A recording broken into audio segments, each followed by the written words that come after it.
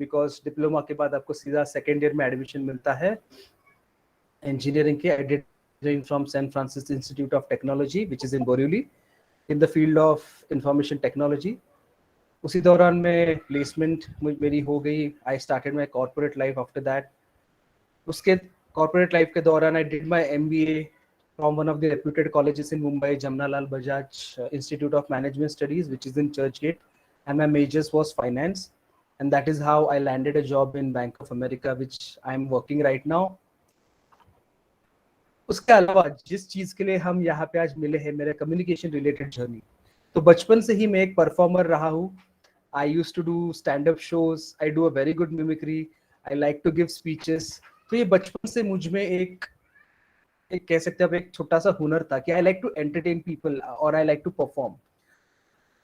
तो वो करते समय मुझे एक और चीज मुझ में डिस्कवर हुई कि मैं एक अच्छा वक्ता भी हूँ. यदि मैं खुद को प्रिपेयर करूँ, उस सब्जेक्ट के बारे में मैं जानकारी लूँ, then I can be a very good speaker as well. और उसी टाइम पे अगर if I am not prepared well, तो मैं उसी वक्त एक बुरा वक्ता भी हूँ.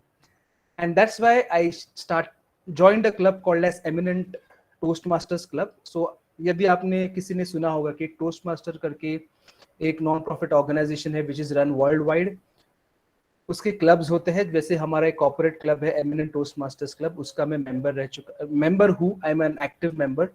और वहाँ पे मैंने काफ़ी लीडरशिप पोजीशंस प्ले किए हैं, जैसे कि VP education. I am was the president of the club.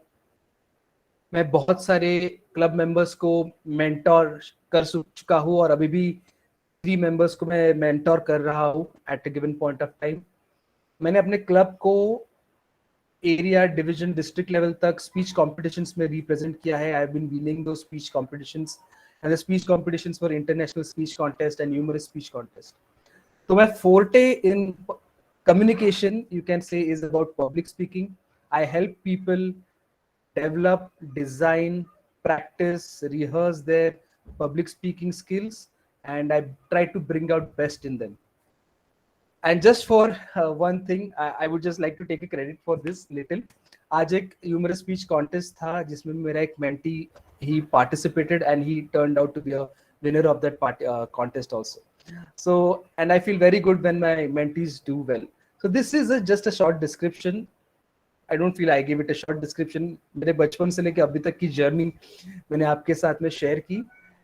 So that is how my journey was, Ramkrishna ji. And I'm looking forward for more such excited moments in my life as well.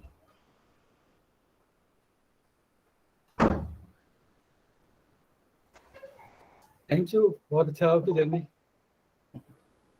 सुन के लगा. और next conclude करिए आप. Great. Thank you so much. And again, a very warm welcome to all those folks who have just joined. तो first I would like to share my screen और हम लोग सीधा टॉपिक में जंप करेंगे. But मैं अपना प्रेजेंटेशन चालू करने से पहले आप सभी को एक ओपन क्वेश्चन है. अभी ये जो सेशन होगा that would be a little interactive session as well.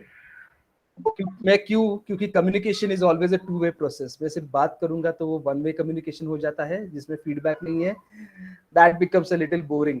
तो I like to keep my sessions interactive so that I know if audience is following or not, and even you can interact with me. And when you also interact, आपका भी वो side जो है asking questions, interacting, how to ask questions, वो सब भी develop होता है. So I would strongly encourage all of you to interact either via chat or through the video. सिर्फ वीडियो में या फिर ऑडियो में आप जब इंटरेक्ट करोगे तभी इंटरेक्ट कीजिएगा जब मैं बीच में आपको पूछूंगा कि किसी को कुछ सवाल है तो. क्योंकि अगर बीच में किसी ने इंटरेक्ट करना चाहा तो शायद वो इंटरेक्ट नहीं इंटरप्ट भी हो सकता है. But don't feel shy, try to interact. Okay.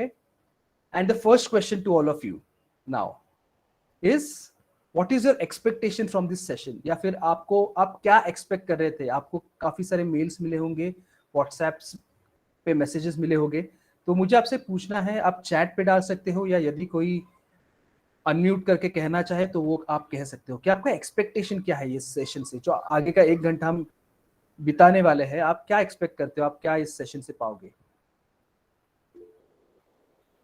Okay, someone is saying to learn something new. Shri Mataji Brahman ki Shakti. I don't know the name of the person, but to learn something new. Great. Yes, we are there to. Of course, we will learn something new.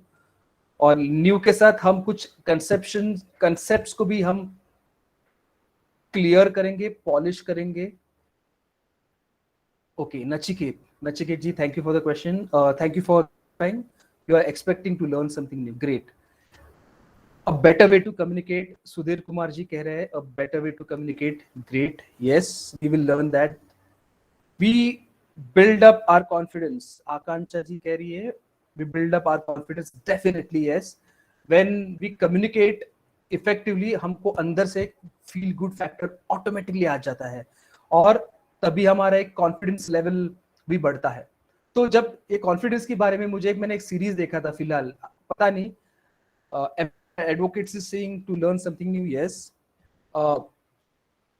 यदि किसी ने आपने वो series देखा कि नहीं, एक series आती है Kota factory, total viral fever करके ग्रुप है, उनका एक सीरीज है कोटा फैक्ट्री करके. That series is all about how the struggles about the students who try to crack the IIT JEE. मतलब जिनको आईआईटी में एडमिशन लेना है, उसके जो एंट्रेंस एग्जाम होती है, उसके ऊपर वो सीरीज है कोटा फैक्ट्री. उसमें कॉन्फिडेंस के बारे में काफी अच्छी चीज, एक लाइन मुझे याद आती है जो कि कहती है कि आपको आईआईटी इसलिए करना है क्योंकि वो टफ है, और टफ चीज इसलिए करो क्योंकि वो आपका कॉन्फिडेंस बाहर लाती है, आपको कॉन्फिडेंट बनाती है. तो यदि आप एक टफ चीज करोगे, जिस चीज को आप डरते हो, वो चीज आप एक बार कर लो ना, तो आपका कॉन्फिडेंस अपने आप भूल जाते हैं. Yes, Nachiket ji saying yeah it's awesome show. Great. So I would recommend to see that show. That is a very good show. It's not related to communication, but since ये लाइन सुनने के लिए आप करना, उसमें अच्छे डायलॉग्स भी है. Okay, so I came to know the expectation. सभी को कुछ एक नया, you want to learn something new, want to communicate better, and the third thing is want to build up the confidence. Great. So with these 3 lines, I'm sure that this session would be of a very much importance to you. You'll enjoy this session, okay?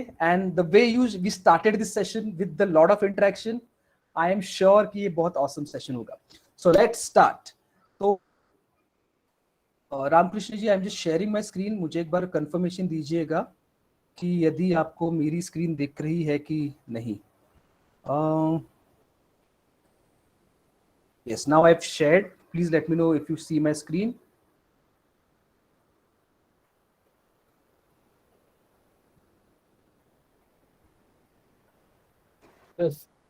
Yes, awesome.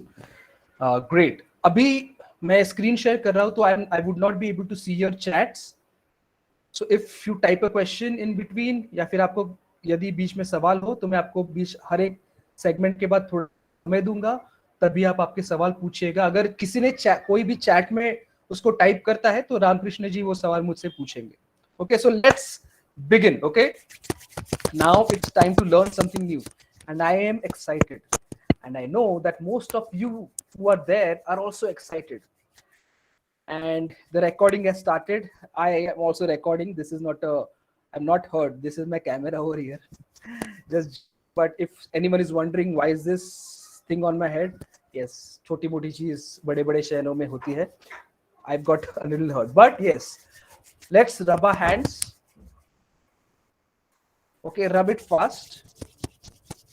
If someone is holding their mobile, please keep it down and rub it.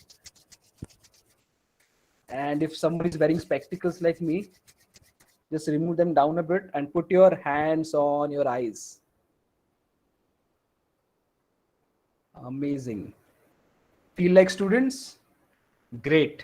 Now, from here onwards, for the next 50 minutes, we all are going to be students. Designing your speech, ये आज हमारा theme है. Design यानी क्या? In general terms, उसका structure क्या होना चाहिए, स्पीच का स्ट्रक्चर क्या होना चाहिए. ओके, सो हमें किस हिसाब से स्पीच का स्ट्रक्चर रखना है और उसका अप्रोच क्या होना चाहिए. So structure plus approach is a design. Okay, so एक स्पीच लिखने के लिए उसका क्या स्ट्रक्चर होना चाहिए और उसका क्या अप्रोच होना चाहिए, ये आज हम सीखेंगे.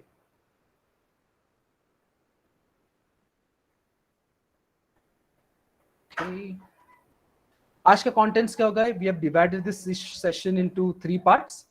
First is introduction to communication, क्योंकि मैं मानता हूं कि कम्युनिकेशन तो वर्ड हम सुनते हैं, बट काफी बार इस वर्ड को लेके बहुत सारी गलत फहमियां होती है. तो एक बार मैं एक कॉन्टेक्स्ट आपके सामने रखूंगा और एक कम्युनिकेशन की वो देखने का नजरिया आपके सामने रखूंगा. सेकेंड इज हम एक्चुअली डिजाइन करेंगे स्पीच को. तो I would recommend that if you have not taken a pencil or a paper, you can just take it with you and you can just note down when we'll come to that point. और third is tips for speech delivery. तो design जब हम speech किसी को करते हैं, as I said, it is a structure and an approach. तो structure तो हम करेंगे, तो पर उसको अप्रोच कैसे करना है वो भी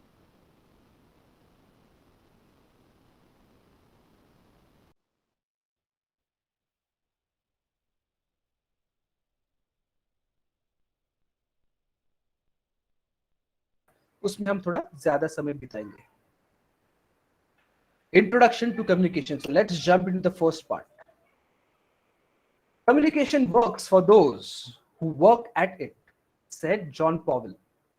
So John Powell is one of the music engineers from America. तो वो कहते हैं कि communication works for those who work at it. तो ये communication एक ऐसी चीज है जिन उनके लिए काम करेंगी जो उसके ऊपर काम करेगा. Okay? So a very good news for you. If any one of you is not confident about communicating, if any one of you feels that while standing in front of crowd they are not great or they are shy, they shiver, उनको वो कांपते हैं, एक good news है आपके लिए. ये communication नहीं है. This is called as communication skill. Okay, mind my words. Communication skill. Okay, skill मतलब क्या? स्किल मतलब ऐसी कोई चीज जो हम कभी भी सीख सकते हैं. Something that we can adapt, we can learn. ऐसी कोई चीज जो हम सीख सकते हैं किसी भी उम्र में, किसी का कौन, हमारा कोई भी एजुकेशनल बैकग्राउंड हो, हमारी उम्र कुछ भी हो, ये एक स्किल है. और स्किल वो चीज होती है कि जिसे हम आत्मसात कर सकते हैं. We can learn it. It is opposite to talent somewhat. Talent मतलब क्या? बचपन से ही एक व्यक्ति किसी एक चीज में अवगत है. जैसे हम कहते हैं कि लता मंगेशकर जी एक टैलेंटेड सिंगर है. बचपन से ही उनमें वो टैलेंट थी. ऑफ कोर्स उन्होंने मेहनत भी की, बट एक उनमें बचपन से टैलेंट थी. And skill is what? Skill is something. Rahul Dravid, he was not that talented if you listen to his interviews, but working hard at it, doing the one thing day in day out, he developed a skill of great batting. Okay, so this is a difference between talent and skill. So good news is communication is a skill, and my friends, we all can learn it and do it. Next, what is communication? Now this is an opportunity for you to interact. What is communication? मैंने एक hint दिया है आपको. फटाफट मुझे 30 seconds में कोई भी टाइप करके या फिर अनम्यूट करके कह सकता है what is communication. I am looking at the chat.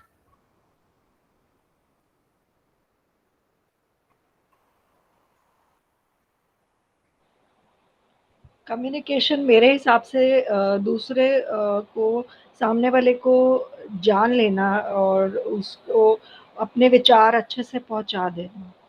Great Sonal जी. सामने वाले को जान लेना और अपने विचार पहुंचा देना. Very good answer. और सामने वाले के भी ले लेना. वो एक ही बात, मतलब one and the same thing, कि गया है और फिर आया है, आया है और फिर गया है. करेक्ट. Perfect perfect. तो आपने जो चीज कही है हम आगे देखेंगे इसको, बट दैट इज करेक्ट. आप इन आउटपुट देना हो और इनपुट लेना, उसको हम थोड़ा इसमें भी सोचेंगे. एक हम डायग्राम देखेंगे तो इसको हम एक थोड़ा टेक्निकल रूप में भी आगे डालेंगे. जैसे आपने ठीक कहा सोनल जी, सामने वाले का भी सुन के लेना is a very important word called as listening. और सामने वाले को अपनी चीज अच्छी तरह से बताना, उसको कहते हैं कम्युनिकेशन के टर्म में articulation. Yes, to convey our thoughts properly. Yes, M&M advocates is saying. Great. So now let's see. Okay, तो मैंने यहाँ पे एक एनेक्डोट जैसे लिया है. What is communication? तो आप प्रेजेंटेशन में देख सकते हो कि कुछ इंस्ट्रूमेंट्स रखे हैं. What is communication? the imparting or exchanging of information by speaking, writing, or using some other medium. Information का एक्सचेंज, जैसे सोनल जी ने कहा कि एक्सचेंज होना चाहिए इन्फॉर्मेशन का, ठीक है. मराठीत म्हणतात घेवाण देवाण, लेना और देना, एक्सचेंज ऑफ इंफॉर्मेशन, ठीक है. जब भी वो होती है कौन से माध्यम से? स्पीकिंग यानी बोलने से, राइटिंग लिखने से, और using some other medium. Other medium मतलब क्या क्या हो सकते हैं? Drawing is a part of communication, it is neither speaking neither writing. Music is part of communication. यदि अपने इंडियन क्लासिकल म्यूजिक के बारे में थोड़ा ज्ञात करते हैं तो जो भी अपने रागास है वो एक प्रहर के रागास होते हैं, जैसे एक सुबह में सुनने वाले, एक शाम को सुनने वाले. तो म्यूजिक द्वारा भी एक कोई म्यूजिक हम जैसे सुनते हैं, कभी कभी कॉमेडी वाला एक म्यूजिक होता है, कभी कभी कोई एक टेंशन वाला म्यूजिक होता है, तो वो म्यूजिक सुन के भी एक कम्युनिकेशन हो सकती है, राइट. तो इम्पार्टिंग और exchanging of information is by speaking, writing और सम अदर मीडियम. ओके, तो कम्युनिकेशन में एक ये सबसे हम मिसकंसेप्शन हटाएंगे सबसे पहले कि सिर्फ बात करना ही कम्युनिकेशन है. ना, बात करना, लिखना, सुनना और ये अलग अलग मीडियम से जो भी करते हैं इनपुट आउटपुट, इसे हम कम्युनिकेशन कहते हैं. Second, which musical instrument could you play? अगर यदि कोई भी आप में से एक म्यूजिकल इंस्ट्रूमेंट प्ले कर सकता है तो फटाफट एक आप टाइप कर सकते हो. I play tabla a little bit.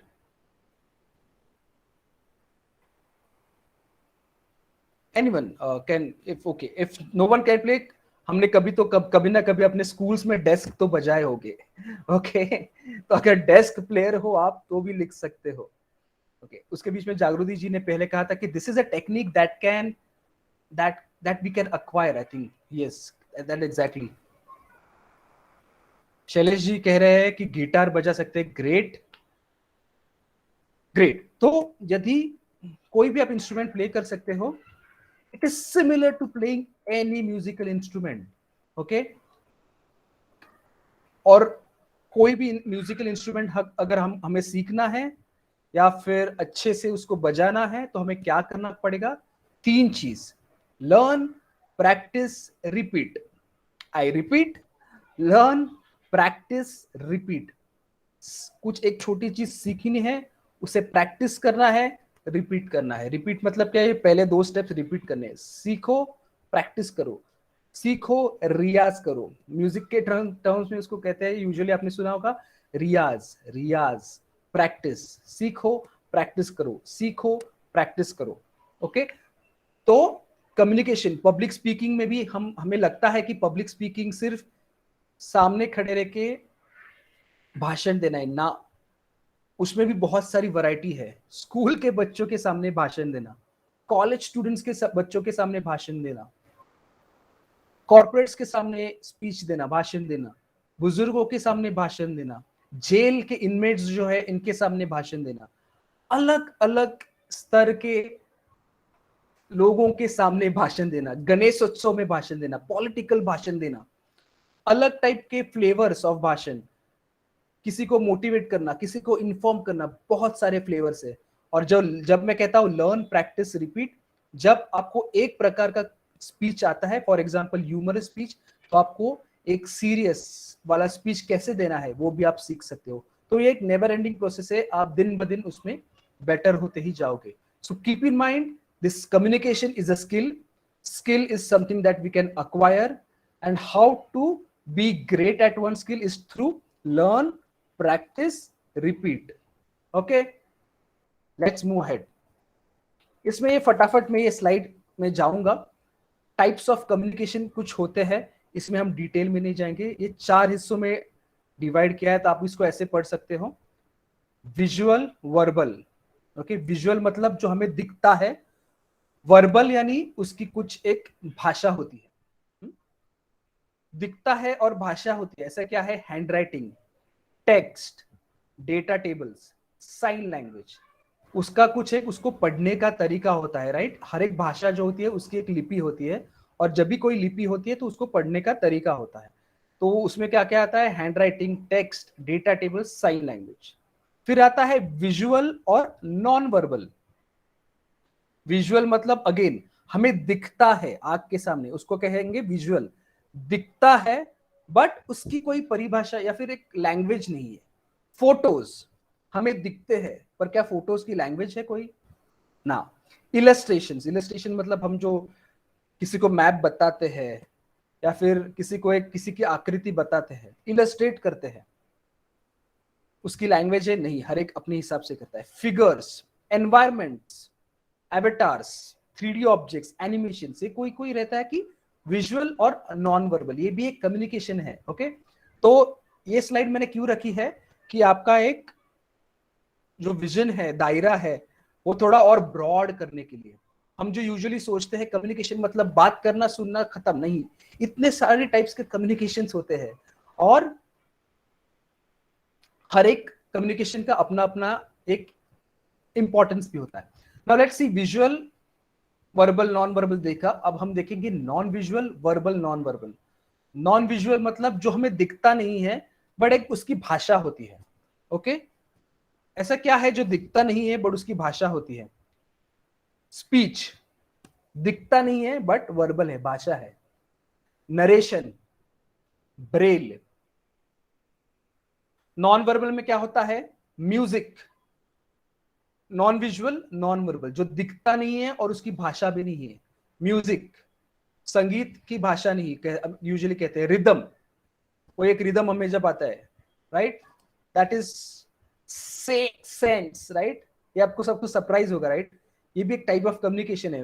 Non visual, दिखता भी नहीं है, उसकी भाषा भी नहीं है। सेंस, हमारा स्मेलिंग का जो इंस्टिंक्ट है, खुशबू, कौन सी टाइप की खुशबू है, ओके, या फिर बदबू है, वो भी एक है, राइट, कम्युनिकेशन। अगर हमें बदबू आती है तो हमें मैसेज क्या मिलता है? कुछ गंदी चीज है। खुशबू आती है तो हम क्या उसको इंटरप्रेट करते हैं? कोई अच्छी चीज है। अच्छा खाना पका है घर पे, सेंट, हम उसको पकड़ लेते हैं। It is also form of communication, right. So exciting, correct. Textures, textures यानी आप किसी सरफेस पे हाथ फेरो usually, okay, it's not braille. Braille मतलब जो ब्लाइंड पीपल के लिए यूज होता है, बट टेक्सचर्स कि यदि आप किसी के चमड़ी पे अगर हाथ घुमाओ तो यदि विंटर है तो आपको रूखा सूखा महसूस होगा, किसी को पसीना आए तो आपको गीला महसूस होगा, correct. That is also form of communication. You are gathering information, right. It's such an exciting topic, this communication. So visual verbal, visual non verbal, non visual verbal, non visual non verbal. और इसमें आज हम सिर्फ focus करेंगे speech पे, that is verbal non visual, मतलब जिसकी भाषा है और जो दिखता नहीं है, स्पीच, राइट। यस, अगर यदि स्पीकर आपके सामने खड़ा होके वो बात कर रहा है तो आपको स्पीकर दिखेगा बट आपको उसकी लिपि या फिर राइटिंग नहीं दिखेगी। बट और पॉडकास्ट जिसमें आप सिर्फ स्पीच सुनते हो, ओके, सो इस हिसाब से हम उसको सोचेंगे। स्पीच में भी आज सिर्फ हम एक ही माध्यम देखेंगे, that is a public speaking. Let's go to the next. Okay, so this is a communication process. इसमें सिर्फ मैं 2 मिनट लूंगा just to set our context. Input, input, process, output, feedback. Okay, जैसे एक किसी पार्टिसिपेंट ने अभी कहा था, Meenal ji, if I am not wrong, कि हमें कहना भी है और सामने वाला जो कह रहा है उसे आत्मसात भी करना है, उसे हमें खुद समझ के भी लेना है। सो this is communication, is exactly that. Output यानी, इनपुट यानी हम किसी को कुछ हम जो सुनते हैं, प्रोसेस यानी हम उसको सोचते हैं, आउटपुट यानी हम बात करते हैं और फिर सामने वाले को फीडबैक देते हैं। इट इज लाइक अगर यदि मुझे रामकृष्ण जी से बात करनी है तो मैं उनसे कुछ बात करूंगा, वो उसके बारे में सोचेंगे, फिर वो मुझे एक फीडबैक देंगे, ठीक है। अगर मैं उन Ramakrishna ji is a marathon runner, like आपने उनका सुना होगा स्पीच, तो मैं उनको यदि कहूंगा कि मुझे मैराथन दौड़नी है 2 महीने बाद, ये मेरा उनको इनपुट गया, उन्होंने प्रोसेस किया 2 महीने बाद, तो वो अपना सोचेंगे 2 महीने बाद मतलब इसको दिन का आधा घंटा दौड़ाना पड़ेगा, इसका डाइट ये करना पड़ेगा, उन्होंने प्रोसेस किया और फिर आउटपुट में उन्होंने मुझे एक फीडबैक दिया कि ओके, हम आपका 2 महीने का रूटीन सेट करेंगे। सो this is a communication process in very brief I am saying. और उसमें हम कैटेगराइज इसको भी कर सकते हैं कि लिसनिंग, थिंकिंग, और स्पीकिंग। मैंने उनको इनपुट दिया तो उन्होंने क्या किया, रामकृष्ण जी ने लिसन किया, फिर प्रोसेस मतलब उन्होंने थिंक किया उसके बारे में, और फिर उन्होंने कहा, that is speaking. Okay, so this is very briefly I'm explaining because with respect to time. Okay, thank you Sarvesh. yes, now we will come to the next section. और सर्वेश उसके जी, yes, डॉक्टर शैलेश ने हैंड रेज ये किया है, उन्हें कोई प्रश्न है? sure डॉक्टर sure, शैलेश, हाँ आप अपने आप को अनम्यूट कर सकते हैं। correct. Okay, अभी we will have a short 2 minutes section for question and doctor answers. Shailesh, आपको कोई क्वेश्चन? ओके, हाँ यस, एक्चुअली मैं thank you Sarvesh ji and thank you Ramkrishna ji for noticing it. यहाँ पर जो है मैं देख पा रहा था कि जो स्पीच है आपने वहाँ पर वो उसका जो टेबल बताया, तो मुझे उसमें पूछना था कि जैसे वहाँ पर जो है विजुअल नॉन विजुअल, ठीक है, वर्बल नॉन वर्बल, ये कैटेगरीज थी। तो Correct. एक इंसान को जो है शुरुआत जो है अपनी किससे करनी चाहिए? अपनी नॉन विजुअल से स्टार्ट करना चाहिए? अगर मैं स्टार्टिंग में कम्युनिकेशन सीख रहा हूँ Okay. तो मुझे कहाँ पर ज्यादा फोकस करना चाहिए? मेरे एक्सप्रेशंस में, जैसे कि या तो मैं लिखना बेहतर बनाना पहले शुरू करूँ फिर बोलना शुरू करूँ, या तो फिर Right. मैंने बोलना पहले अच्छे से शुरू करूँ, नॉन विजुअल से विजुअल में आऊँ, किस तरह से करूँ, स्टार्टिंग कैसे करूँ? Yes, so very good question. So if you have to start with something, अगर आपको किसी से स्टार्ट करना है तो सबसे पहले मैं रेकमेंड करता हूँ यूजुअली अपने मेंटर्स को, मेंटीज को, कि आप सबसे पहले अपना स्पीच लिखो, क्योंकि लिखना is also form of input. क्यों? क्योंकि हम जब लिखते हैं तो हम पहले सोचते हैं, क्योंकि हमें लिखना जब होता है तो इट्स लिटिल एक्सपेंसिव, क्योंकि अगर गलती हुई तो हमको वापस उसको इरेज करके दूसरा लिखना पड़ता है, राइट? तो पहले लिखो, लिखने से आपका थिंकिंग पावर बढ़ जाएगा, आपको एक लिखने की आदत पड़ेगी, स्ट्रक्चर। आपने क्या लिखा है वो आपके सामने रहेगा। यूजुअली हम जब बात करते हैं तो हमने कभी कभी ऐसा होता है कि बात करके जाते हैं पर हमें फिर याद नहीं आता कि हमने क्या बात करी है। तो जब लिखते हैं तो वो अपने सामने रहता है जो भी लिखा है, एक आदत पड़ती है सोच के लिखने की, और फिर वो लिखा हुआ पहले पढ़ो, ठीक है? तो उससे आपका स्पीच स्लोली डेवलप होगा, और फिर आप नॉर्मल नॉन विजुअल पे आओ। तो पहले सबसे पहले visual, because if we relate this to our school days, सबसे पहले हमें ABCD लिखाते हैं हमारे teacher. Similar goes approach goes here, पहले लिखे फिर उसको बोले। ओके शैलेश जी? ओके, तो मुझे अगर वर्बल कम्युनिकेशन करना है तो मुझे लिख के फिर बोलना चाहिए, और अगर मैं नॉन वर्बल वर्बल विजुअल, करना चाहता यू हूँ हैव टू तो? Go from verbal visual to verbal non visual. Okay, okay, and non verbal में भी वैसे ही सेम? नॉन वर्बल में बहुत सारी चीजें हम कभी कभी हमें समझ में आती है, बट जैसे फॉर थिंग्स लाइक म्यूजिक, उसको उसके लिए आपको थोड़ा सीखना पड़ेगा उसको, right? But things like sense, okay, non verbal non visual, खुशबू तो हम सूंघ के ही हम बताते हैं कि अच्छा है या बुरा है। Okay, again non okay, verbal visual में फोटोज, इलस्ट्रेशंस, ठीक है? इलस्ट्रेशंस हम एक नॉर्मल मैप देखते हैं बट हम उसको समझते हैं, बट आपको मैप बनाना एज लाइक अ ड्राफ्ट्समैन सीखना है तो आपको उसका ट्रेनिंग लेना होगा। But yes, it is like this. So okay, thank you, thanks. Great. ऐसी उसमें जागृति जी ने भी एक क्वेश्चन है, प्रैक्टिस एंड रिपीट में डिफरेंस क्या है? ओके, प्रैक्टिस मतलब यदि हम लर्न रिपीट प्रैक्टिस, उसमें से आई थिंक ये सवाल है। लर्न मतलब सीखना है, प्रैक्टिस मतलब मैं एक एग्जांपल लेना चाहूंगा। If someone is learning programming, okay, programming language कोई सीखता है, तो सबसे पहले हम किसी क्लासेस जाते हैं या फिर कॉलेज जाएंगे, वहां से एक प्रोफेसर हमें सिखाएगा।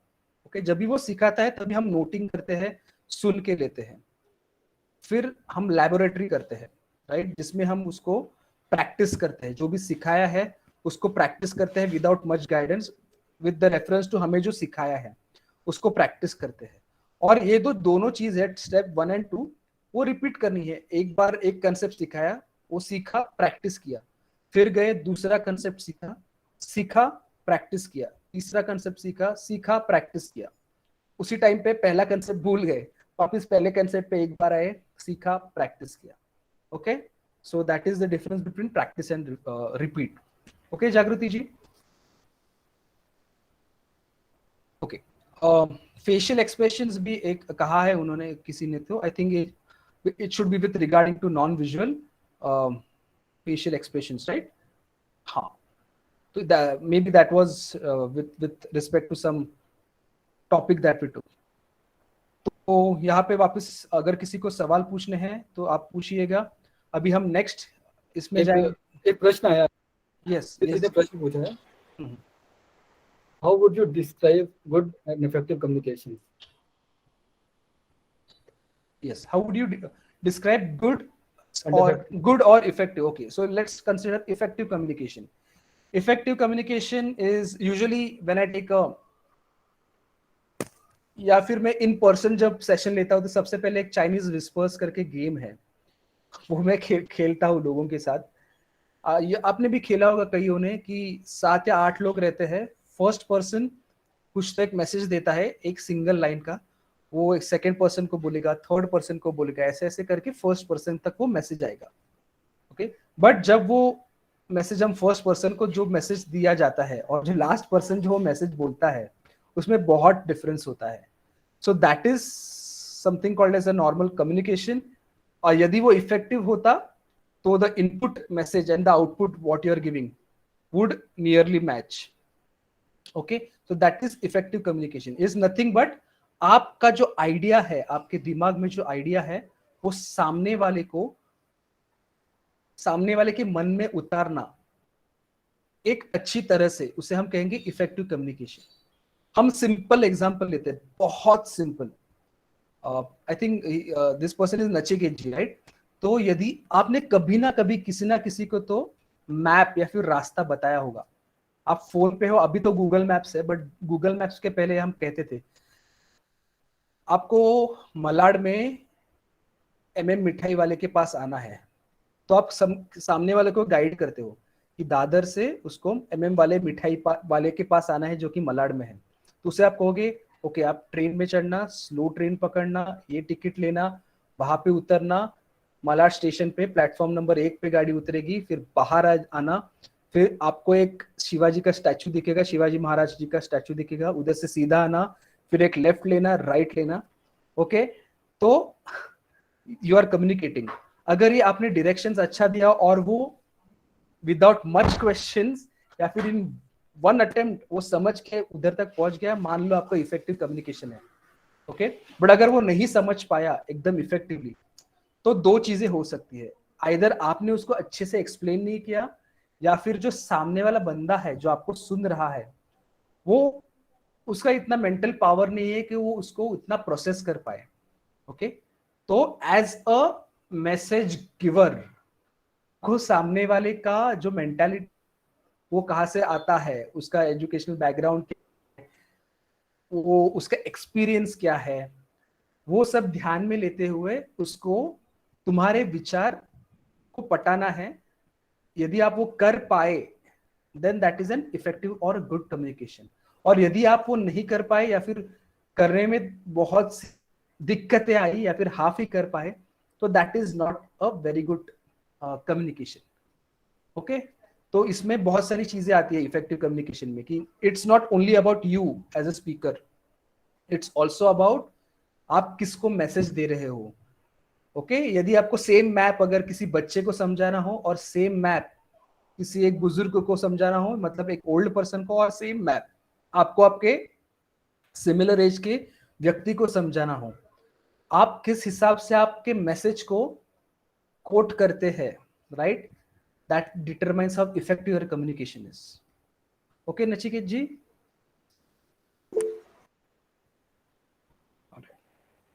so Ramkrishna ji, shall we move ahead with the next section? Thank you Sarvesh जी।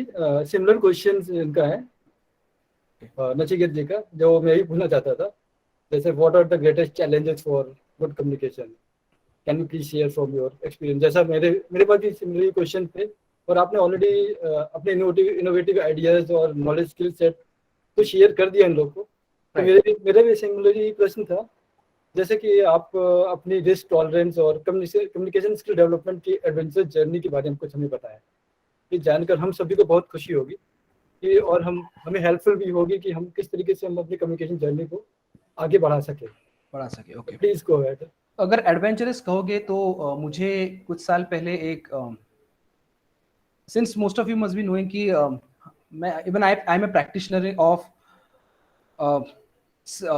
सहज योगा। तो हम क्या कहते हैं, हम काफ़ी जगह पे जाते हैं, जैसे कि कॉलेजेस, स्कूल्स, ऑफिसेस, यहाँ पे जाके भी स्पीक अबाउट सहज yoga, what it is, meditation के फायदे क्या है, कैसे करना चाहिए। अब एक एडवेंचर्स भी है और चैलेंज भी था उस टाइम पे। उसका एक मैं एक किस्सा बताऊंगा। I got a call to do this Sahaj Yoga programme in a remand house. Okay, आप रिमांड हाउस को समझते होंगे कि वो बच्चों का जेल होता है। Okay, so people who are juvenile और उन्होंने क्राइम किया होता है तो उनको ये रिमांड हाउसेस में डालते हैं। वैसे मुंबई में बाइकाला में एक रिमांड हाउस है, तो वहां पे हमें ये सेशन करना था सहज योगा। अभी आप मुझे कहिए कि मैं उधर जाके वो बच्चों से, जिनको पता भी नहीं होता है उनमें से कईयों को कि उन्होंने क्या गुनाह किया है, बट वो उधर है रिमांड हाउस में, उनके सामने जाके उनको सहज योगा मेडिटेशन पता नहीं है। तो सबसे मेरा कि उनके साथ एक रैपो बनाना। ओके, तो अभी रैपो कैसे बनाया जाए, तो सीधा आके मैं तो ये नहीं कह सकता कि अच्छा ये हमारी स्पिरिचुअल बॉडी है, हमारे अंदर ये चक्र होते हैं, किसी को कुछ भी नहीं समझेगा उसमें, बट मुझे उनको उनके तरह में बताना था। तो सबसे पहले उनके साथ एक रैपो बनाया। तो अभी रैपो कैसे बनाया, I am very good at mimicry, तो मैं मिमिक्री भी करता हूँ और उन लोगों को पता था कि अच्छा ये ऐसा एक्टर है, वो वैसा एक्टर है। तो मैंने उनके सामने स्टार्टिंग में पहले 4-5 एक्टरों की बहुत एक बड़ी सी मिमिक्री कर डाली। ओके, उस टाइम पे सबसे पहले जब वो आए थे तो ऐसे बैठे थे, अच्छा चलो आ गया और कोई हमें पकाने के लिए, literally that was the expression कि अच्छा अभी ये आएंगे, ये हमको बहुत बोर करेंगे, चले जाएंगे, ऐसे ऐसे। और किसी को पता भी नहीं था कि वो क्यों आके बैठे हैं वहां पे। तो मैंने वो मिमिक्री चालू की, शाहरुख खान का आवाज किया, नाना पाटेकर का आवाज किया, अमिताभ बच्चन का आवाज किया, सचिन तेंदुलकर का आवाज किया, पॉपाई का आवाज किया। ओके, तो उसके बाद वो स्लोली स्लोली ओपन अप होने लगे, काफी हंसने लगे। और humour is the destroyer of the bridges ऐसा कहते हैं। तो उसके बाद उनका एक कंफर्ट जोन बन गया मेरे साथ कि अच्छा चलो ये भैया जो है, फिर मैं कोई तो अननोन पर्सन से उनको ऐसा एक फीलिंग है उनको किया, ब्रदरली फिगर जैसा, कोई एक बड़े भैया जैसे। तो वो एक थोड़ा सा रैपो बन गया, इसके लिए 10-12 मिनट लगे। फिर मैं एक्चुअली अंदर से मैं भी काफी नर्वस था कि कैसे इनको समझाया जाए। और उसके बाद मैंने उनको उनके लैंग्वेज में, कोई उसमें से मराठी था, कोई हिंदी भाषिक था, किसी का तो लैंग्वेज भी नहीं था, इंग्लिश तो मैं सिर्फ इंग्लिश तो मुझे उन्होंने कहा था कि टीचर्स लोग ने उनके कि मत बोलो। तो स्लोली स्लोली करके उनसे ऐसा मैंने उनको समझाया कि अच्छा ये चक्र मतलब ये आपका एक शक्ति होती है, आपने शक्तिमान देखा है क्या, तो शक्तिमान का एक वो एक विजुअल दिखा है उनको। तो उससे वो थोड़ा इंटरेस्ट उनका निर्माण किया। तो every situation and every speech demands you to innovate. Okay, जैसे आपका सवाल है रामकृष्ण जी, इनोवेट कैसे करे, चैलेंज, एक चैलेंज था मेरे सामने, इसको ओवरकम कैसे करे। तो and communication is not only about me, it is also about the person whom I am communicating with. मुझे आई एम कम्युनिकेटिंग क्योंकि मुझे उसको इंफॉर्मेशन देनी है। तो इस हिसाब से मैंने उधर इनोवेट किया थोड़ा, खुद को ऑन द स्पॉट इम्प्रॉम्प्टू में, डिपेंडिंग अपॉन द रिस्पॉन्स में अपने स्पीच को ढालता गया, but at the same time I didn't miss my main motto, दैट इज कि उनको वो समझाना। और फिर उसके बाद मैंने उनसे ध्यान करवाया, मेडिटेशन करवाया, और 10 से 12 मिनट 15 मिनट वो बच्चे विदाउट मूविंग अ लॉट, आंख बंद करके उन्होंने मेरे साथ मेडिटेशन किया। Okay, so that was a very beautiful experience that I always will keep in with me, कि उनके साथ एक रैपो बनाना, फिर आपकी जो चीज उनके सामने रखनी है वो उनके सामने रखना, और उसके बाद वो आपके साथ खुल जाते हैं, आपके साथ सवाल पूछते हैं। उसके बाद बहुत बच्चे मेरे पास आए, मुझे हाय हेलो किया, फिर चले गए। और फिर उधर के टीचर्स ने भी कहा कि अरे ये बच्चे आपके साथ काफी कंफर्टेबल हो गए। तो उस हिसाब से आपको इनोवेट करके करना है, and it works with everyone, even my kid, I have a 5 years old kid, तो I communicate him in his language, उसके साथ मैं उसके हिसाब से बात करता हूँ कि वो समझ जाए।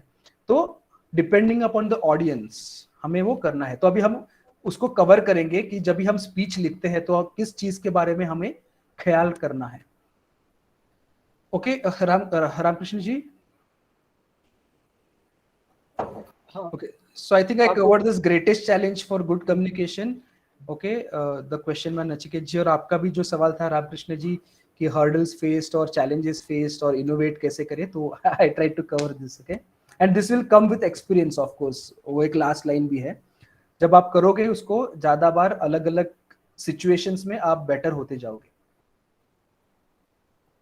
Okay, Ram ji, Ramkrishna ji. Thank you.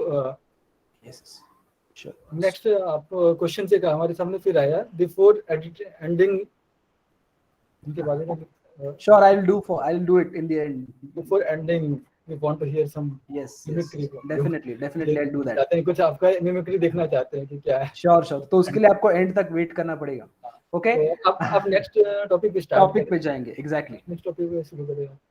तो हम राइट योर स्पीच। ओके, तो व्हेन आई से राइट, ये डिजाइन का सबसे पहला हिस्सा है। और जैसे शैलेश जी ने भी एक सवाल पूछा था कि हमें किससे स्टार्ट करना है, तो मैंने उनको कहा था कि लिखने से स्टार्ट करो। ओके, कैसा भी लिखो। Okay, right your speech, but start writing. Even I wrote my speech first. What I wrote, I still write my speech. Okay, whenever I have to give a speech, 5 minutes, 7 minutes, 10 minutes, 12 minutes, मुझे, मैं usually ask, मैं हमेशा पूछता हूँ कि मुझे कितनी देर बात करनी है, मैं उसका स्पीच लिखता हूँ। अगर सेशन करना है तो उसका मैं जो भी इंडेक्स है वो लिखता हूँ, कंटेंट्स लिखता हूँ। ओके, पूरा का पूरा मैं सेशन लिख नहीं सकता, क्योंकि जैसे कि आज का सेशन है इंटरेक्टिव, मैं लिख नहीं सकता, और उसका एक स्ट्रक्चर लिखता हूँ। स्पीच लिखना है तो मैं पूरा स्पीच लिखता हूँ, 5 से 7 मिनट स्पीच है, मतलब 700 वर्ड्स का मैं लिखता हूँ। तो आपको भी लिखना है। ओके, एट वेरी फर्स्ट आपका पहला 5-6 स्पीच आपको जो भी देना है पहले लिखो, कॉन्फिडेंस अपने आप आएगा। हाफ कॉन्फिडेंस उधर, आपका आधा बैटल उधर विन है। स्पीच लिखो। ओके, कैसे लिखना है हम उस पर भी जाएंगे। Okay, so this is the gem. Okay, this is the secret, not a secret, but this is a formula I am sharing with you, and it's a very simple formula, very simple formula. And this is a line I love a lot. I write to discover what I know. Okay, हमें बहुत सारी चीजें पता होती है, बहुत सारी चीजें पता होती है, बट जब भी हमको बात करनी होती है ना, तो हम भूल जाते हैं। कुछ याद नहीं आता। तो याद आने के लिए सबसे बेस्ट क्या है, लिखो। सो फ्लैनरी ओ कॉर्नर एक अमेरिकन नॉवेलिस्ट है। Okay, he writes short stories. उनका एक कोट है, I write to discover what I know. Very beautiful quote. So big people write this, even our PM man, prime minister of India, उनका भी जो speech होता है कोई ना कोई उनके लिए लिखता है। Okay, and I would recommend all of you, अगर यदि आपको समय मिले बाद में कभी, एक है अ किंग्स स्पीच करके। Okay, there is a film called a king's speech. वो एक यूके का एक किंग था, उनको स्पीच प्रॉब्लम थी, तो उन्होंने कैसे उसके ऊपर ओवरकम, उसके ऊपर एक स्पीच है, और उसमें वो स्पीच में किंग ऑफ इंग्लैंड, उस उनके लिए एक स्पीच लिखने के लिए एक पर्सन था जो उसको हमेशा फिल्टर फिल्टर फिल्टर फिल्टर करके आता था। Okay, so writing is very important. और कैसे लिखना है, ओके, हमने अभी देखा वाई। ओके, हमने क्या देखा अभी, वाई। लिखना क्यों है, क्योंकि आधा बैटल उधर वन है अपना, हम आधा अपना लड़ाई उधर ही जीतते हैं। लिखने से क्लैरिटी मिलती है, क्या बात करनी है मिलती है, हम इधर उधर की फिजूल की बातें नहीं करेंगे, वो हमें समझ में आता है। हम फिजूल की बातें क्यों करते हैं पता है आपको, क्योंकि हम प्रिपेयर नहीं होते, और जब हम प्रिपेयर नहीं होते तो हमको टाइम किल करना होता है, तो हम इधर उधर यहाँ वहां भटक जाते हैं बहुत सी बार। जब हम लिखते हैं तो अपना एक स्ट्रक्चर बन जाता है। ओके, और फिर हम देखेंगे अभी हम हाउ टू डेवलप। भाई आपका क्लियर है, लिखना है बस, खत्म। ओके, लिखना है आपका first speech. Second, okay, now write a speech. Design का सबसे पहले स्टेप, पहला है क्या, design itself is writing a speech. We will see how to design and how to write it. Okay, the first step is delivering the speech is to write it. Okay, just mind pardon for the first step it should be the first step in delivering a speech is to write it. Okay, इसलिए मैंने आपके सामने क्या रखा है, एक pen रखा है, एक पेज रखा है. ओके, अभी कैसे लिखना है speech, how part. Okay, please go through this slide. यहां तक किसी को डाउट है तो प्लीज चैट में टाइप कीजिएगा.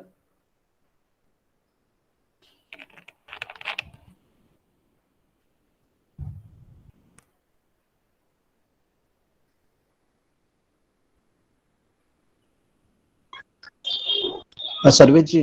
यस. हाँ सर्वेश जी, हम सबको कहेंगे कि हर कोई जो है ना अपना एक स्पीच लिखना शुरू करे तो ज्यादा बेहतर रहेगा. हाँ, वो एक्चुअली मैंने side by side pen and paper लेके एंड के लिए एक्सरसाइज रखा है मैंने वो. ओके चलेगा. Thank you sir. Yes. Okay, so let's move with this topic. I think questions नहीं है तो फिलहाल I think everyone is engaged. तो यदि आपने पेन और पेपर लिया हो, जैसे मैंने स्टार्टिंग में कहा था सेशन के, एक पेन और पेज साथ में रखना. वो पेज को यदि आप वर्टिकली जैसे मैंने किया है, हेड बॉडी टेल ऐसे डिवाइड कीजिएगा, या फिर हॉरिजॉन्टली हेड लिखो, बॉडी लिखो, टेल लिखो. ओके, अभी हेड के सामने लिखना 5 to 7%, बॉडी में लिखना 80% और टेल में लिखना 15%. Okay, this is just a figure, I am just saying approximate. तो 5 to 7 जो है मैंने इसलिए लिखा क्योंकि कभी कभी अपना हेड में आपको I will tell why that is. Okay, 100% होता है. तो हम जब भी कोई भी एक स्पीच लिखते हैं तो उसका ये स्ट्रक्चर होता है. उसमें क्या होता है, एक हेड या उसे हम कहते हैं ओपनिंग. ओके, हेड या फिर ओपनिंग, स्लैश करके ओपनिंग भी लिख सकते हो. हम कैसे ओपन करते हैं, आपने कोट सुना होगा, the first impression is the last impression. Okay, तो if you are giving this speech, यदि आप स्पीच किसी अनजान लोगों के सामने देते हो तो आपका जो फर्स्ट लाइन है, फर्स्ट 1 मिनट है स्पीच का, दैट विल डिटरमाइन कि ऑडियंस आपके साथ कितना रैपो बनाती है या फिर आप उनको कितना एंगेज करते हैं. Okay, if you start with a bang, if you start with a very good opening quote on a high note, 100%, not 100%, but highly likely audience आपके साथ engaged रहेंगी. Okay, तो what is this head और opening? इसमें आप दो चीज cover करते हो, why और what. हम दो चीज कवर करेंगे, why और what. Why this head is important? Answer is simple, to gain audience attention. Audience या फिर जो श्रोता है उनका जो भी अटेंशन है, ओके, वो हमें हमारी ओर खींचना है. क्यों? क्योंकि आपको एक मैसेज देना है. आपका जो भी आगे का 2 मिनट, 4 मिनट, 5 मिनट जो भी उनसे कहना है, they should be listening to you. उन्हें सिर्फ आपको ही सुनना है. क्यों आपको सुनना है?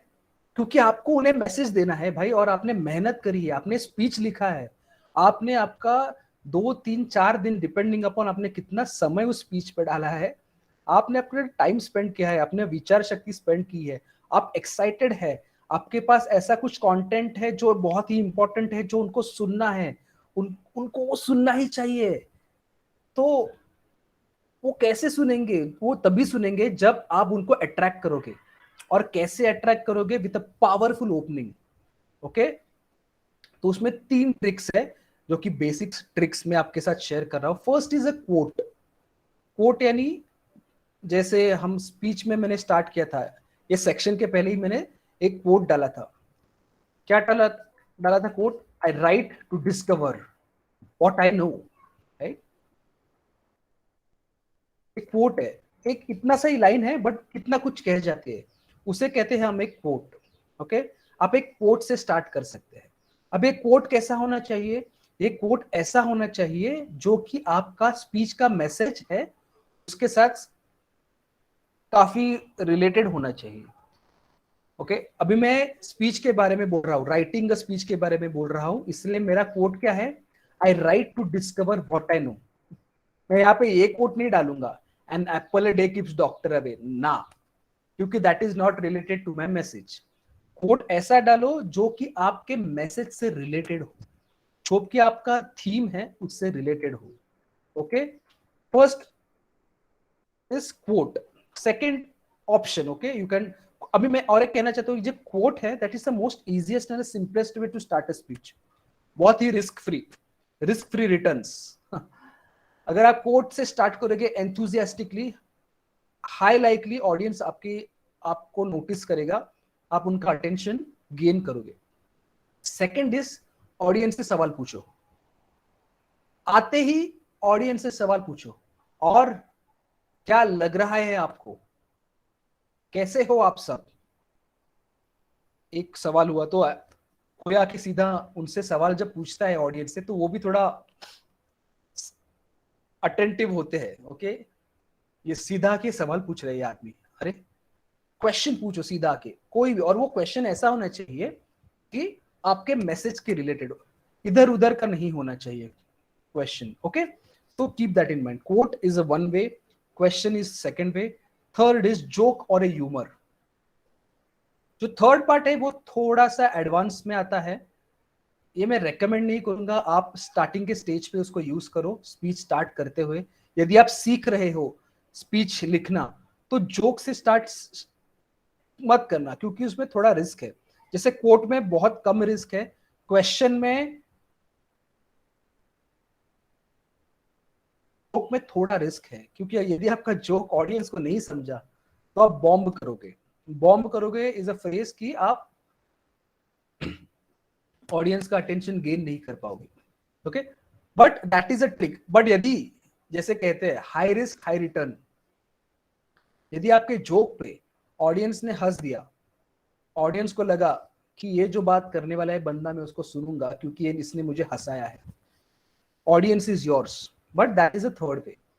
एंड द एक मैंने यहाँ पे लिखा नहीं है कि आप ये तीनों को इंटरलूड भी कर सकते हैं, मतलब इनका कॉम्बिनेशन भी कर सकते हैं. आप कोट से स्टार्ट करो, फिर एक सवाल करो, या फिर एक सवाल से स्टार्ट करो, कोट करो, और ऐसा कोट करो कि जो ह्यूमरस हो. ओके, तो ये तीनों का कॉम्बिनेशन भी हो सकता है, तो इसे हम कहेंगे हेड. ओके, तो मुझे आशा है कि आपने जैसे एक लिखा होगा हेड. अब मैं आपको कह रहा हूँ बार बार आपने लिखा होगा, क्योंकि मैं आई फील दैट आपने लिख रहे हो, या फिर आप टाइप भी करो तो भी I am fine. But just एक वर्ड पैड पे भी आप टाइप करो हेड बॉडी टेल, क्योंकि at the end of the session हम एक छोटा सा एक्सरसाइज करेंगे. 1 या 2 मिनट का एक स्पीच लिखेंगे आप जिसमें आपका हेडिंग, एक बॉडी और एक टेल आएगा. That's it. आपको अभी देना नहीं है स्पीच, बट आप एक लिखो, एक एक्सरसाइज जैसा हो जाएगा आपको. हेड में किसी को कुछ क्वेश्चंस?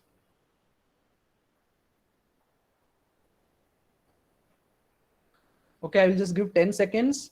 यदि किसी को क्वेश्चंस है जो मैंने एक्सप्लेन किया है, हम एक एग्जांपल लेंगे बाद में. ओके, मैं जानबूझ के अभी एग्जांपल नहीं दे रहा हूं, हम एक एग्जांपल भी लेंगे इसका.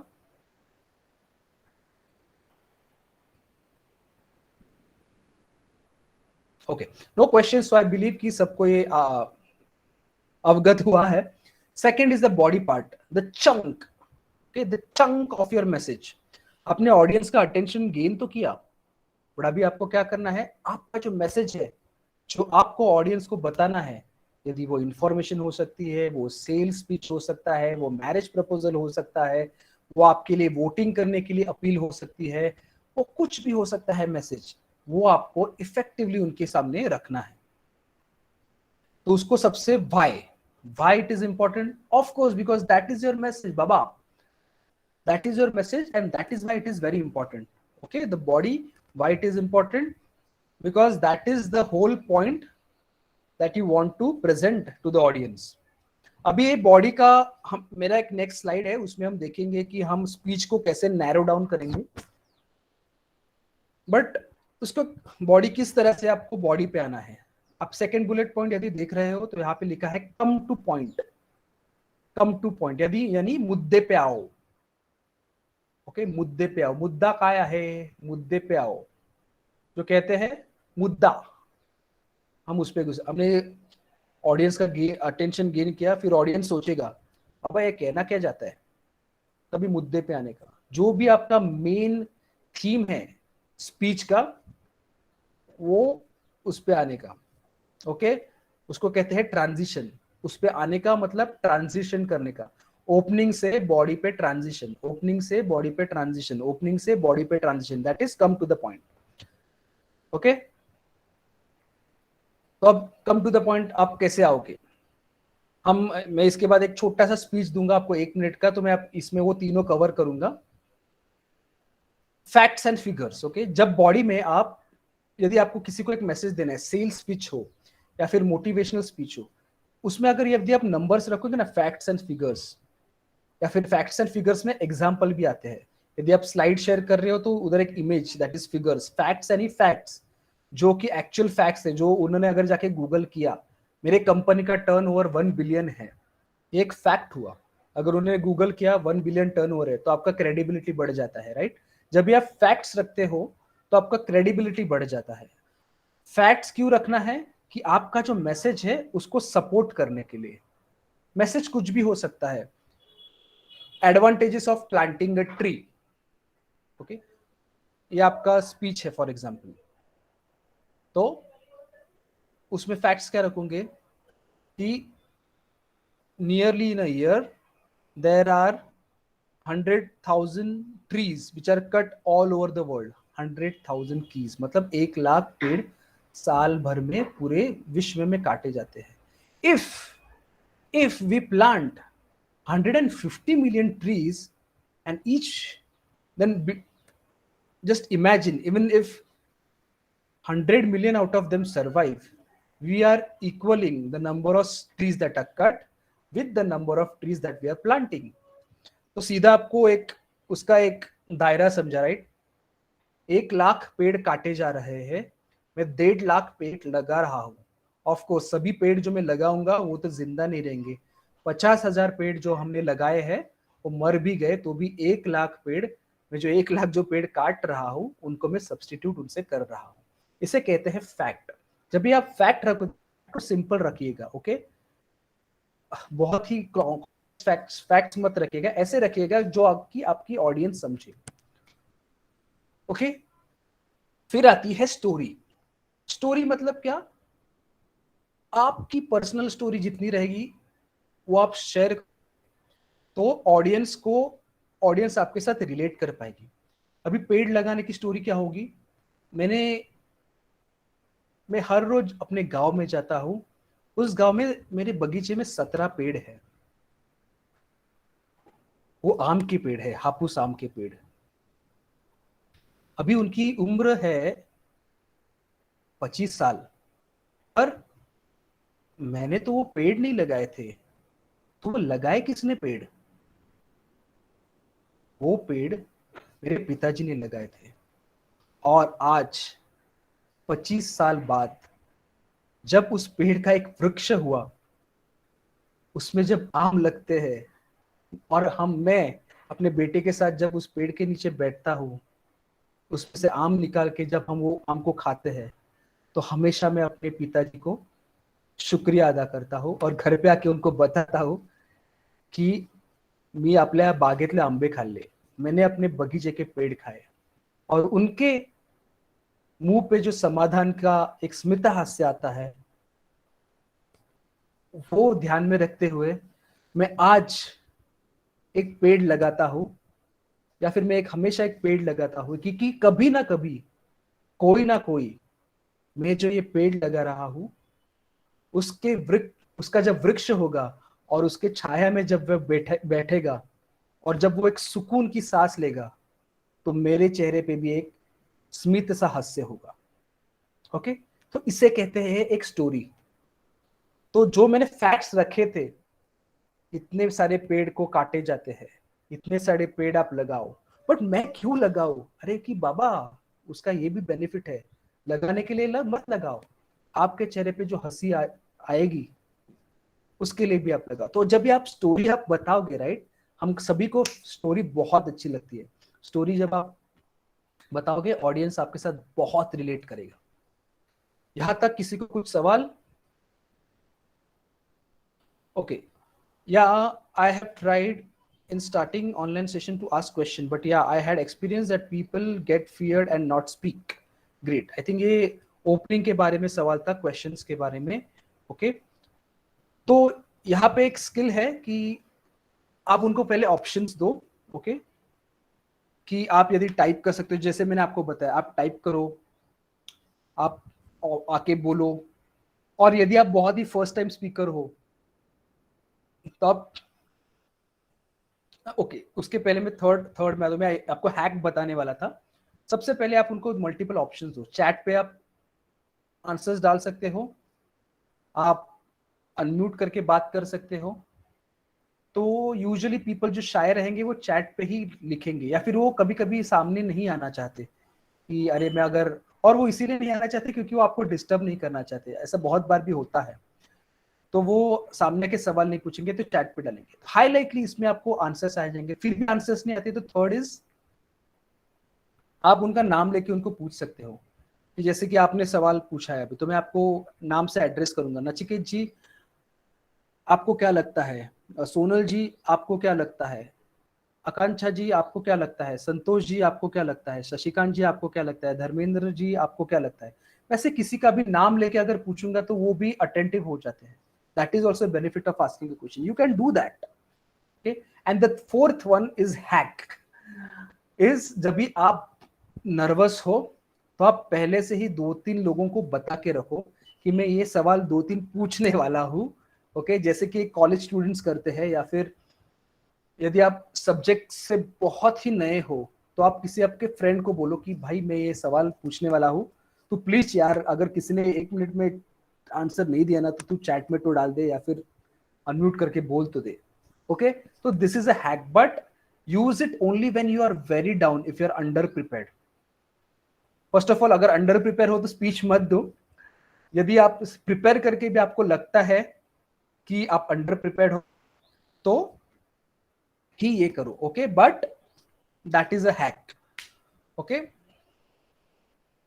Any questions about body?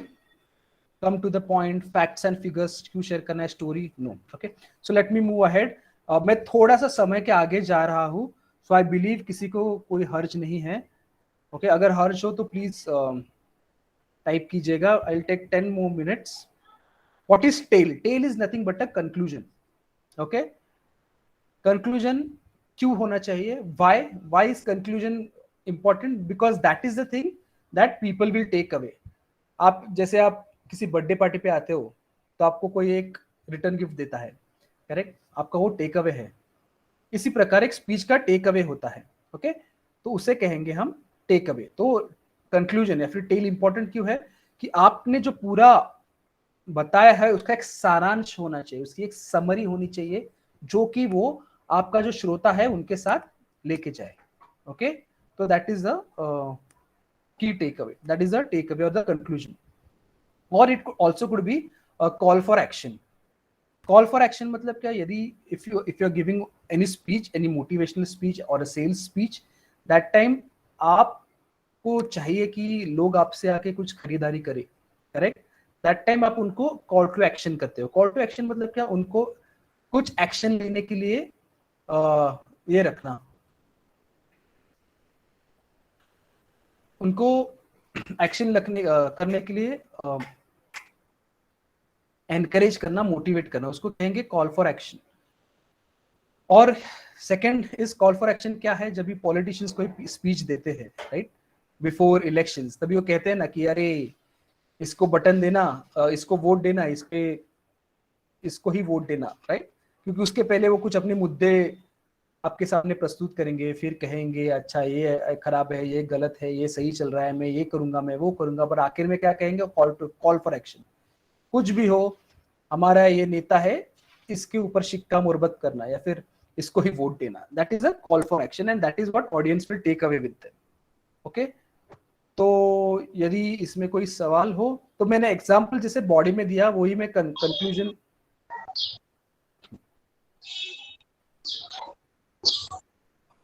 Shailesh, आपको कोई सवाल? हाँ यस, एक्चुअली जिस तरह आपने समझा है सर जी, तो मैं एक समझ पाया हूँ। जैसा मैंने एक छोटा सा स्पीच बनाया है, तो आप जरा इसको देख लीजिए कि जैसे स्टार्टिंग में आपको जो है शुरुआत करनी है क्वेश्चन से, तो मैंने यहाँ पर क्वेश्चन किया है हम आज शनिवार को यहाँ पर क्यों है। उसके बाद जो है कम्युनिकेशन सीखने के लिए, हम सब बोलते तो है, लेकिन क्या हम सही तरीके से और सही बात कर पाते हैं? हाँ तो ये हो गया मेरा, ये 2 स्टार्टिंग के सवाल हो गए मेरे, बराबर है, हाँ ठीक हाँ है। उसके बाद आपने कहा है कोड, तो बोलना तो आप सीख लोगे, सही हाँ बोलना आपको कौन सिखाएगा? लोग हाँ सिखाएंगे, ठीक है। हम्म और ये मैंने कहा है, तो ये करेक्ट थोड़ा सा जोक भी हो गया, ठीक हाँ है।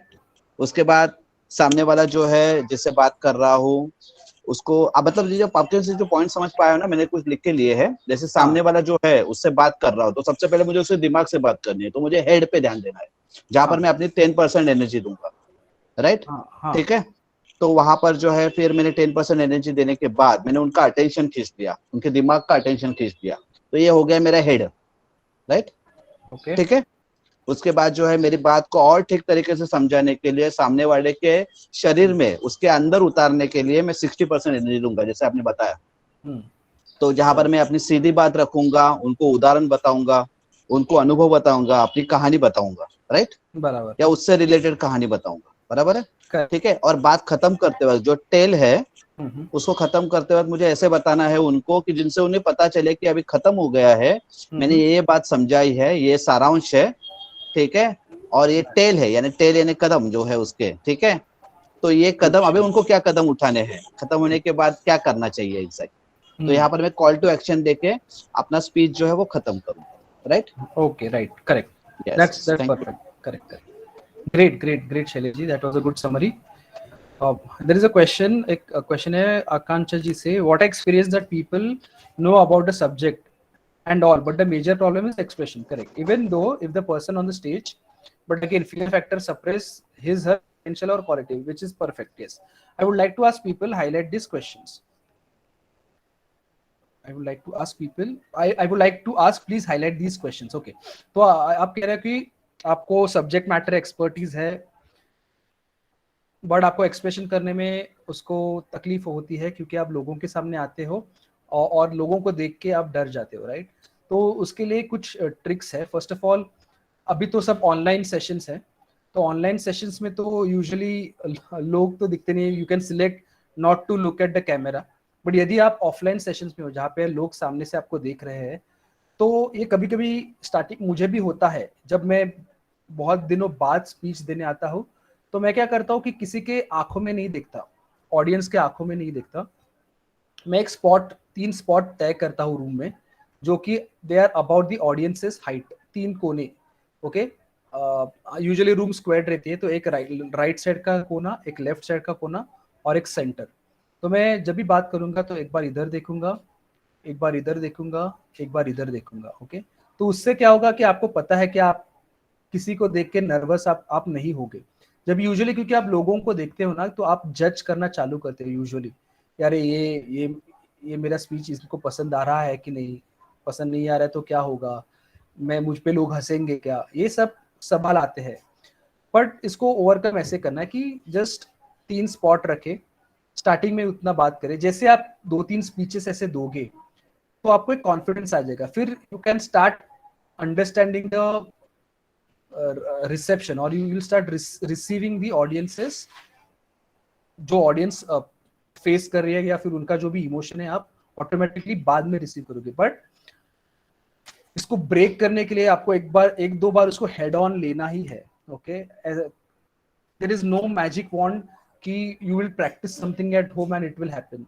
एक आप दिमाग में आप फिट करना कि मुझे 3 बार तो ये करना ही है ऑडियंस के सामने, भले कितना भी ऑडियंस रूड हो, कितना भी ऑडियंस मस्ती वाला हो, कितना भी ऑडियंस मेरे से ज्यादा पड़ा हुआ हो, मुझे उनके सामने जाके हुक और बाय क्रूक बाजू में आके अगर बिजली भी कड़के तो भी मैं उधर से नहीं हिलूंगी और मैं मेरा स्पीच जो है कंप्लीट करके ही जाऊंगी।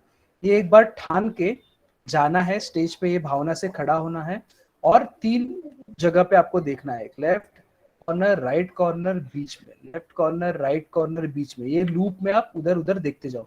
ऑडियंस को भी लगेगा कि आप पीछे वाले को देख रहे हो, आपको भी डिस्ट्रैक्शन नहीं होगा और आपको already you know about, okay, even though if a person on the stage again, but okay, fear, right? This is the way you can reduce your fear. But to overcome the fear, like the fear word ही ऐसा है, forget everything and run, forget everything and run, or face everything and rise. Okay, because एक तो भाग सकते हो या फिर उसको फेस कर सकते हो, और फेस तो करना ही है. जब आप 2-3 बार फेस करोगे उसको 110%, since you already know about the topic, you are good in that subject, you will overcome it. और हाँ, उसके पहले आप घर पे एक बार प्रैक्टिस करना बिफोर गिविंग द स्पीच. यहाँ पे देखो, वहां पे देखो, सामने देखो, record it. Okay, first tip is what? 3 positions in the hall. Second tip is record yourself. अकेले एक रूम में आप रुकना, मोबाइल सामने रखना, खुद को रिकॉर्ड करना. खुद को रिकॉर्ड करके आप जब खुद देखोगे तो आपको ही समझेगा कि आपका कॉन्फिडेंस कितना है. आप खुद अभी आपको जज करोगे. That is the second thing which you can do. Even that is the thing which even I do, and even I ask my mentees to do it, and then they send to me, and then I just provide them an evaluation. So this is how you can do that. Okay.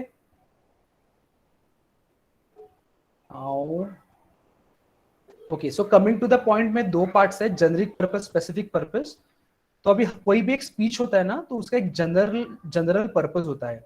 एक तो आपको लोगों को information देनी होती है, जैसे कि अपने पीएम या फिर सीएम हमें इंफॉर्मेटिव स्पीच देते हैं कि ये बदलाव होने वाला है, ये पॉलिसीज है, that is informative speech. Persuasion speech, जब भी वही पीएम या सीएम जाके वोट्स के लिए अपील करते हैं लोगों को, that is persuading people.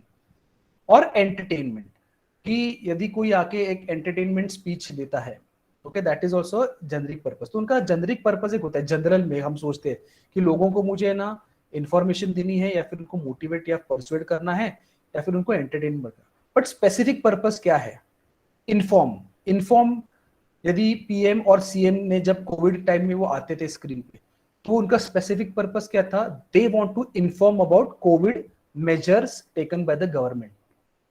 Okay, तो आपने क्या किया? फिल्टर आउट किया. इन्फॉर्म से सिर्फ मुझे कोविड के बारे में ही इन्फॉर्म करना है. कोविड के बारे में किसमें? Measures taken by the government.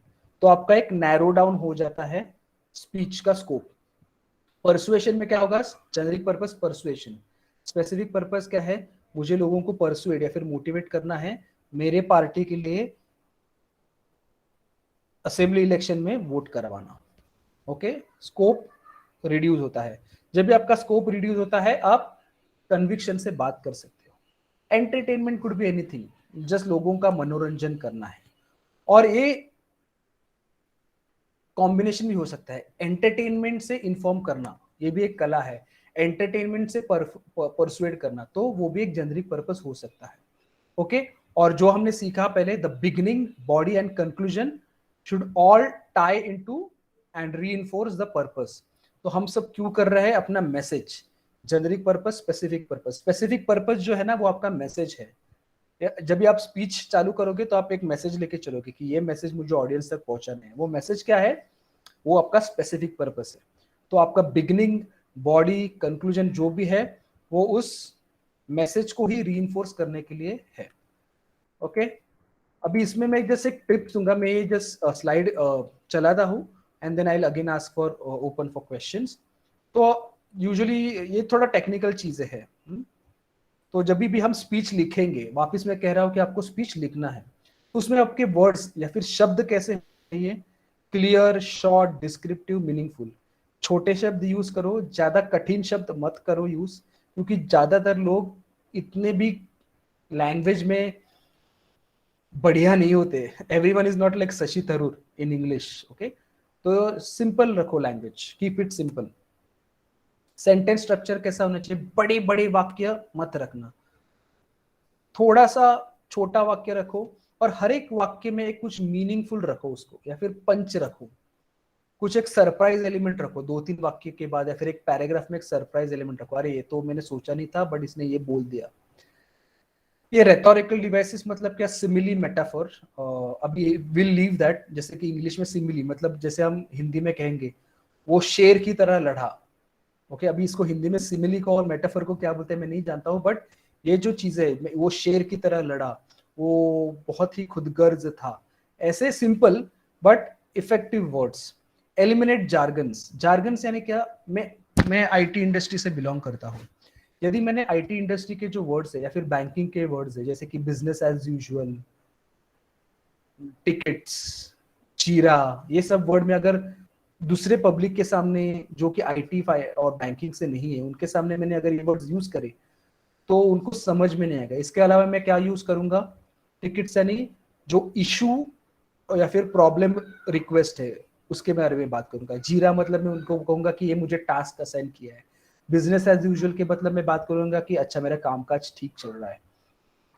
Grammar, जब हम स्पीच लिखते हैं ना तो ये सब का आप ऑटोमेटिकली ध्यान देते हो कि अच्छा मैं ग्रामर बराबर या फिर सही तरह से यूज कर रहा हूँ, कर रही हूँ कि नहीं, मेरे स्ट्रक्चर बराबर है कि नहीं, मेरे शब्द कैसे है। इसलिए मैं हमेशा कहता हूँ कि स्पीच लिखो या फिर टाइप करो। लिखो मतलब पेन पेपर लिखोगे तो बहुत ही बढ़िया, यदि टाइप करो तो भी बहुत बढ़िया। उससे क्या होता है कि आपका एक अच्छे से प्रिपेयर हो जाता है। Okay, so with this we will move to the next section, but before that I will ask, यदि किसी को कुछ सवाल है तो पूछ सकते हो। नेक्स्ट सेक्शन इज शॉर्ट है वापस। सर सर्विस प्रश्न मेरा, दो प्रश्न है मेरे पास। हाँ हाँ, तो पहला प्रश्न है कि हम भारत में कम्युनिकेशन कैसे सुधार सकते हैं, कृपया कुछ इंसाइट्स दें। और भारत, दूसरा प्रश्न मेरा है, स्पीच मॉडल के साथ शुरुआत करते समय टेक्नोलॉजी या विजडम की क्या रोल हो सकती है। ओके, तो मैं सेकंड क्वेश्चन पहले लूंगा कि स्पीच स्ट्रक्चर के टेक्नोलॉजी का क्या रोल हो सकता है। और सिमिलर मैसेज भी एक आया हुआ है हमारे पास, should we write speech like essay, ठीक है, ठीक है, का message। फाइन। पहले मैं आपके सवाल दो का आंसर देता हूँ, फिर इनके सवाल का देता हूँ। Role of technology in writing this structure, yes you can use, first of all you can, technology is what, your computer, right, in today's world, and a camera and a microphone जो कि अपने mobile phone में मिलता है। तो सबसे पहले तो आप, यदि आप नोटपैड में नहीं लिख सकते, आपका वर्ड पैड यूज करो, उसमें लिखो। वो आप फोन में भी स्टोर कर सकते हो, नोट्स में स्टोर कर सकते हो, उस पर आप यूज कर सकते हो। आप परफॉर्मेंस कॉन्शियस हो, परफॉर्मेंस के लिए कॉन्शियस हो। जैसे कि मैं अभी आकांक्षा जी के क्वेश्चन के टाइम बोल रहा था कि फियर को ओवरकम करना, तो उसके लिए खुद को रिकॉर्ड करो। खुद को रिकॉर्ड कैसे, मोबाइल पे पहले रिकॉर्ड करो, आप खुद को पहले जज करो, फिर आप आपके, अगर यदि आपका कोई मेंटर हो उसके उसके पास वो वीडियो भेजो, उनको पूछो कि मैंने किस हिसाब से परफॉर्म किया, या फिर आप ऐसे किसी करीबी से पूछो जिसके ऊपर आप ट्रस्ट करते हो कि ये मुझे फीडबैक दे पाएगा, उनको आप पूछ सकते हो। और उसका आप एक स्टोरेज करके रख सकते हो गूगल ड्राइव वगैरह पे। सो this is how you can use technology. अभी भारत में कम्युनिकेशन कैसे कर सकते हैं, that is a different subject all together मैं कहूँगा। बट इस हिसाब से, सिंस भारत में बहुत सारी लैंग्वेजेस है, तो प्रेफरेबली अगर आपको रीजनल लैंग्वेज आती हो तो रीजनल लैंग्वेज में कम्युनिकेट करो ज़्यादातर।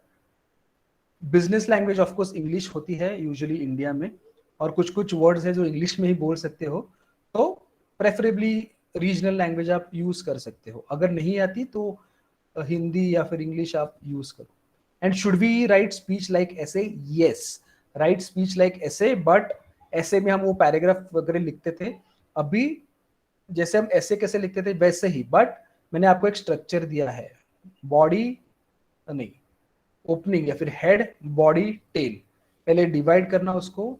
और जो मैंने उसमें पॉइंटर्स बताए थे, बॉडी, हेड में क्या आएगा, बॉडी में क्या आएगा, टेल में क्या आएगा, वो पॉइंटर्स को ध्यान में रखते हुए वो स्ट्रक्चर में उसको डालो, और अपना विजडम उसमें कैसे यूज करो, right, that was also a question. तो स्टार्टिंग के 3-4 स्पीचेस जो भी है ना, फॉलो दिस स्ट्रक्चर। स्ट्रक्चर जब आप एक बार फॉलो करोगे टेम्पलेट जैसे, तो आपके दिमाग में एक फिट हो जाएगा कि ये आपका स्टाइल डेवलप हो जाएगा। अच्छा, मैं ऐसे स्टार्ट कर सकता हूँ, फिर मैं ऐसे बॉडी में ये बातें रख सकता हूँ, फिर ये कंक्लूजन दे सकता हूँ। उसके बाद वंस यू गेट कंफर्टेबल ना, आपका क्रिएटिविटी ऑटोमेटिकली उभर के उसमें आएगा। देन आप उसमें सोच सकते हो कि मैं इसको और कैसे बेहतर बनाऊंगा। जब आप टेम्पलेट फॉलो करोगे, उसको 2-3 बार लोगों के सामने जाके दोगे, आपका एक नर्वसनेस थोड़ा कम हो जाएगा, आपका कॉन्फिडेंस थोड़ा बिल्टअप हो जाएगा। उसके बाद अब उसमें क्रिएटिविटी, आप ऑटोमेटिक आप सोचोगे इसमें, इसको मैं और कैसे बेहतर बनाऊं, इसमें और मैं क्या एडिशनल पंचेस डालूं, और क्या ये स्पीच में से क्या निकालूं और क्या रखूं, वो आपको आते जाएगा आते जाएगा, okay, with experience. Okay, Ramakrishna ji, before moving to the next section will be short, and I want to make it very interactive. So everyone, please be on toes. Okay. Okay, Ramkrishna ji, shall I move ahead? Yeah, thank you. You can go ahead.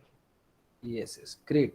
So now I want everyone to answer. Okay, we are coming to this part called as speech delivery. Usually I take one entire session for this speech delivery, but this is all after we write. हमने लिखा, हमने सोच के लिखा, head, body, tell, कैसे words use करना है, sentences कैसे होने चाहिए, फैक्ट्स फिगर्स कैसे लिखना है, सब सब सब मैंने लिखा, पर अभी उसको डिलीवर करना है. मेन डिलीवरी के पहले आप खुद डिलीवर करोगे, बट डिलीवरी करने से पहले क्या पॉइंट्स इंपॉर्टेंट है हम देखेंगे. Okay, the most important thing in communication is to hear what isn't been said. अभी आपको पता ही चलेगा कि यदि आप कंफर्टेबल हो सब्जेक्ट के साथ, बट आप ऑडियंस के सामने जाके डरोगे, या फिर आपको नॉलेज नहीं है इतने सब्जेक्ट के बारे में, फिर भी आप ऑडियंस के सामने जाके कॉन्फिडेंटली बोलोगे, वो सुपरलेटिव कभी कभी लग सकता है. ये सब चीजें ना आपकी बॉडी लैंग्वेज से पता चलती है ऑडियंस को कि आप कितना कंफर्टेबल हो, कितना कॉन्फिडेंट हो. तो this all is about how you deliver your speech. आपकी वॉइस कैसी है, आपकी बॉडी लैंग्वेज कैसी है, और वो सब बातें. और ये this thing is called said by Peter Drucker. Okay, अभी मैं सबको पूछूंगा कि ये देख के आपको क्या क्या लगता है. Okay, I know this is Charlie Chaplin, but what do you feel after, और what thought comes to your mind after looking at this image. ये चित्र देख के आपके मन में क्या ख्याल आता है? He is looking very comfortable. Okay, he is looking very comfortable. Great. और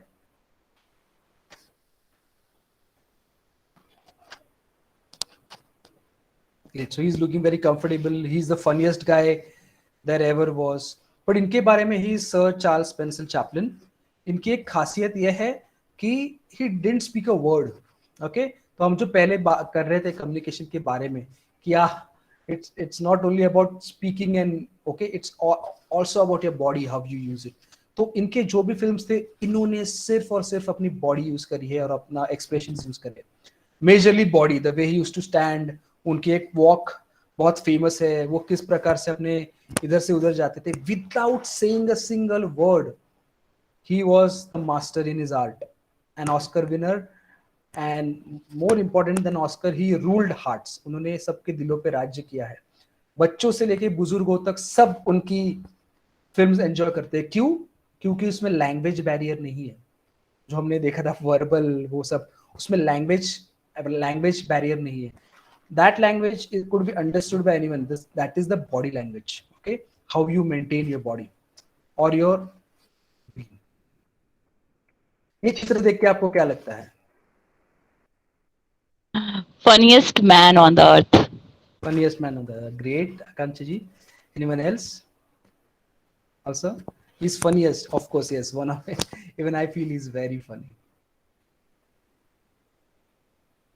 Similar to Charlie Chaplin, right? He also didn't speak a word, only like थोड़ा सा कभी कभी उन्होंने बात किया है, वो रहेगा. He was just a color version, but he used his face. Sir Charlie Chaplin used his entire body. The more Mr. Bean used the face part, only इतना ही part, facial expression. उनके facial expressions ही इतने amazing थे कि उससे ही वो communicate करते थे. I think emojis are inspired by his facial expression. I feel emojis are inspired version of Mr. Bean. Yes, emojis are the inspired version of, that's correct. Yes, that's right, Sonal ji. Emojis, right? We love emojis also. They are so popular on WhatsApp. बहुत बड़ी बड़ी line से एक छोटा सा emoji से हो जाता है. And he is the master of emojis, right, mister Bean, with the facial expression. तो आप देख रहे हो कि आपके पास कितने साधन हैं सामने वाले तक आपका मैसेज पहुंचाने का. Whatever you are saying is just one part, but apart from that, how you standing, what gestures you are using, what are your facial expressions, and we will come to one more part. Okay, before coming to that part, we will just discuss in 2 minutes about body language. Okay, this part of body language. Body language is divided into 2 parts: body movement and facial expression. Body movement में क्या आएगा आपका? stance, movement, gestures. Gestures is what I'm doing with my hands. Stance is like how I'm sitting right now. अगर मैं यदि बैठता तो आपको मैसेज अलग जाता, आपको ऐसे लगेगा मुझे कोई जबरदस्ती कर रहा है. ये सेशन लेने के लिए। यदि मैं ऐसे आके बैठता तो आपको लगता कि मैं ज़्यादा ही कुछ ओवर कॉन्फिडेंट हूँ या फिर मैं खुद को ज़्यादा ही कुछ बढ़िया समझता हूँ। यदि मैं ऐसा कुछ तो आपको ऐसा लगता कि ही इज लीस्ट इंटरेस्टेड, ज़्यादा इंटरेस्ट नहीं। फेशियल एक्सप्रेशंस, यदि मैं एक ही फेशियल एक्सप्रेशन के साथ पूरा सेशन लेता तो आपको कैसे लगता? आपको लगता कि भाई को कुछ न्यूज रीडर लगता भैया। Yes, news reader लगता, right? Without an expression, just saying like just this is my job and I'm doing it. But if I use my face very well, हर एक word का मैं आनंद लेके, हर एक sentence को मैं महसूस करके बोलूंगा, अपने आप facial expressions आ जाएंगे, body movement भी अपने आप बनी रहेगी. Okay, so that is the thing. If you start enjoying your speech, आपको ये जबरदस्ती नहीं करना पड़ेगा. बट यस, स्टार्टिंग में people who are not comfortable using with their body language, with the stance, with the facial expression, starting में आईने के सामने जब कोई नहीं होगा तभी आपको जबरदस्ती करना है एक्शन. ओके, आपको करना है आईने के सामने खराब वाला एक्शन, खराब वाला मुंह, अच्छा वाला मुंह, कॉन्फिडेंट वाला स्टांस, ड्रूप वाला स्टांस, ये आपको करना है. थोड़ा स्टार्टिंग में थोड़ा सा मेहनत उसका आपको लेना पड़ेगा and then you give your speech. फिर आपका जो भी बॉडी मूवमेंट, फेशियल एक्सप्रेशन है, इजीली आएगा. Will move to the next part. Okay, body movement is also manner.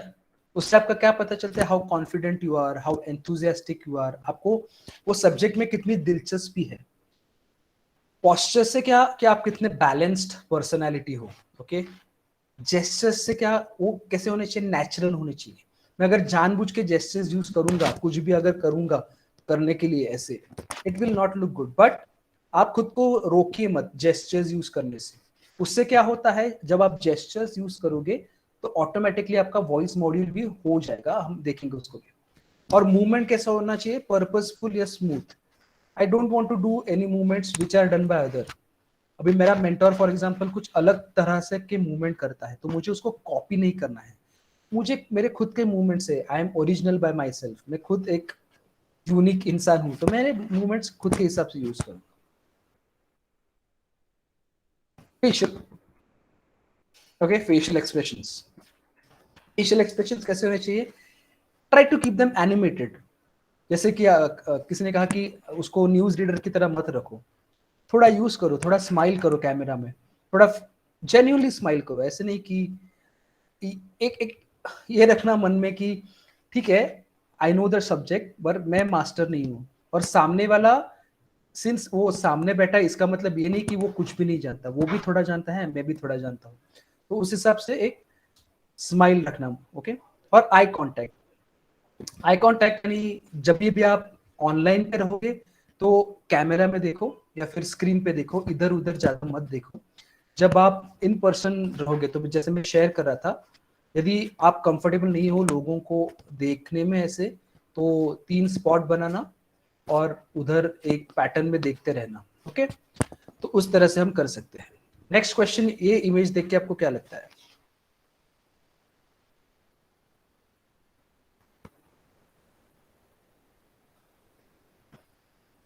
This Happy person, happy person, right? Yes, Akanshi, happy person, correct. What else? He is enjoying very much. He's enjoying very much. Yes, Dharmendra ji, great. And what is he known for a lot, Johnny Lever ji? Comedy, Comedy, great comedy. And how does he do it? facial expression, And the body gesture. and Mm-mm-mm. you're very And, close. And नहीं पता. okay, and he uses his voice, right? Yes, and he uses his voice. वो mimicry भी कर लेते हैं. voice Yes, modulation. voice, facial expression. आकांक्षी Yes. जी ने जैसे कहा Yes. बॉडी लैंग्वेज, और जैसे सोनल जी ने कहा वॉइस, एंड जैसे धर्मेंद्र जी ने भी कहा कि इज वेरी फनी, एंड उनको देख के बहुत एक प्रसन्नता लगती है, हंसने का मूड भी करता है. He uses all this 3. Voice modulation, he is very good at taking out voices. उनका कोई भी आप उनका नॉर्मल इंटरव्यू सुनना और उनका फिल्म में एक्टिंग देखना है, फिर स्टेज शो पे एक्टिंग देखना, is very natural. That is voice modulation. तो हमें वो लेवल पे तो नहीं करना है वॉइस मॉड्यूलेशन, ओके, बट इसको कहते हैं वोकल वैरायटी। वोकल वैरायटी मतलब आपको अपने वॉइस को ऊपर नीचे लेना है, आपके स्पीच को फास्ट स्लो करना है।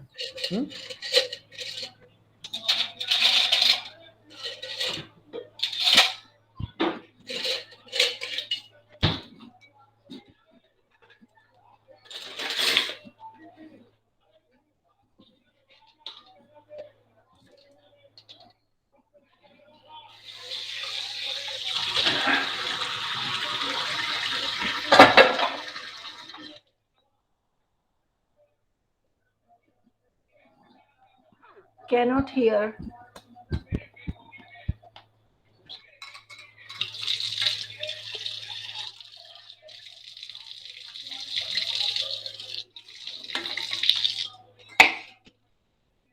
Not audible.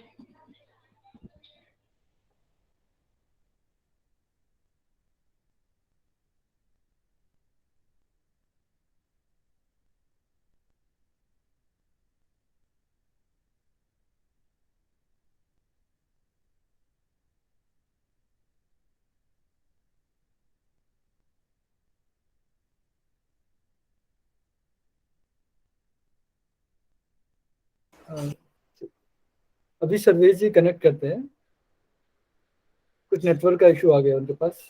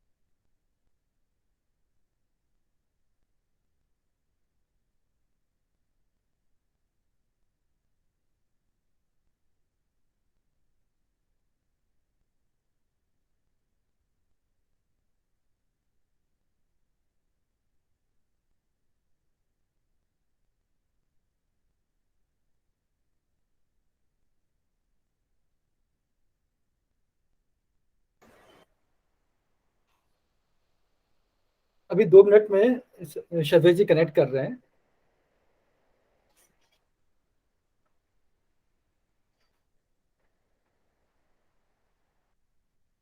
Yes, I think I am visible and audible now, right? मेरा network issue होता Yes. है। Okay. Just like last 5 minutes, 1 second, let me. Okay, तो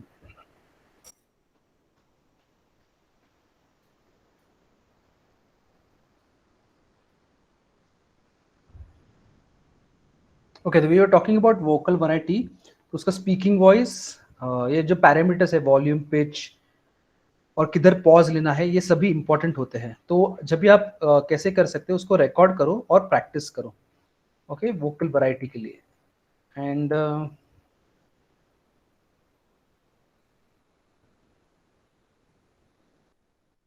ओके, तो अभी नेक्स्ट क्या है इधर तक। So this was the last topic in our today session. तो आप क्या कर सकते हो कि एक स्पीच लिखना है आपको, 2 से 3 मिनट का speech on topic creative communication. तो मैंने आपको टॉपिक भी दिया है, यदि आप कोई दूसरा टॉपिक सिलेक्ट करना चाहते हो तो वो भी आप सिलेक्ट कर सकते हो। अगर नहीं सिलेक्ट करना चाहते तो मैंने एक आपको टॉपिक दिया है, creative communication as per what we discussed. 2 से 3 मिनट का टॉपिक है। 2 से 3 मिनट इफ यू थिंक, यानी अराउंड 250 से 300 वर्ड्स आपके लिखने में होने चाहिए। okay? तो आपने जो स्टार्टिंग में बनाया था ओपनिंग या फिर हेड, बॉडी, टेल, उसमें आपकी एक ओपनिंग आएगी या इधर अ कोट या फिर अ क्वेश्चन।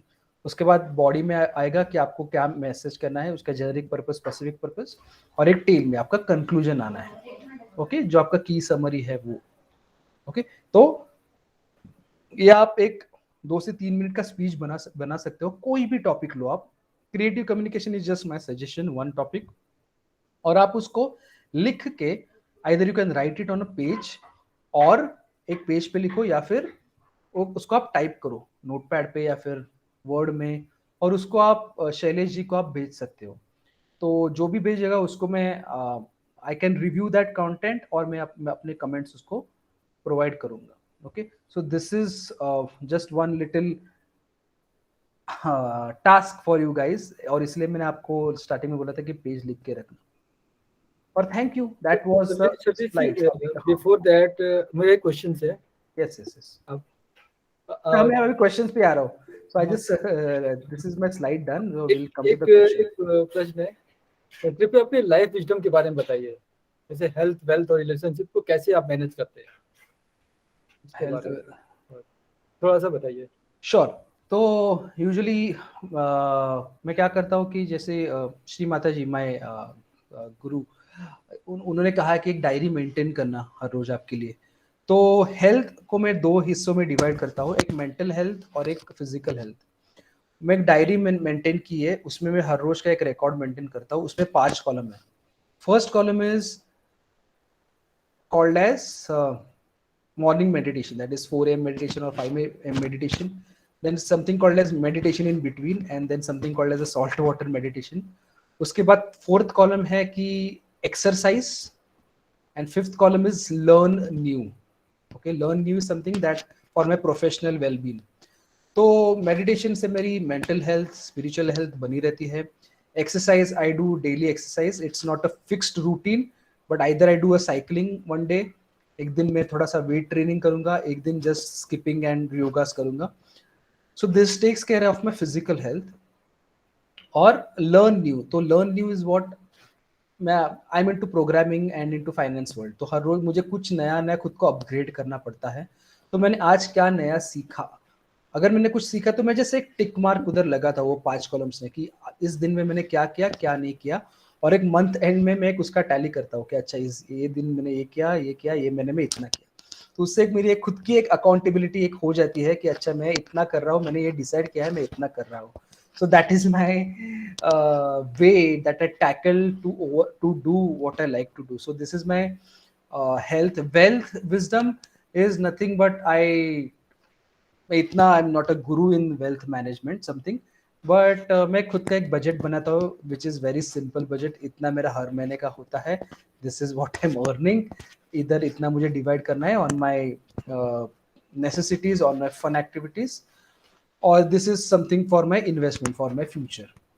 और wisdom in my life is you can से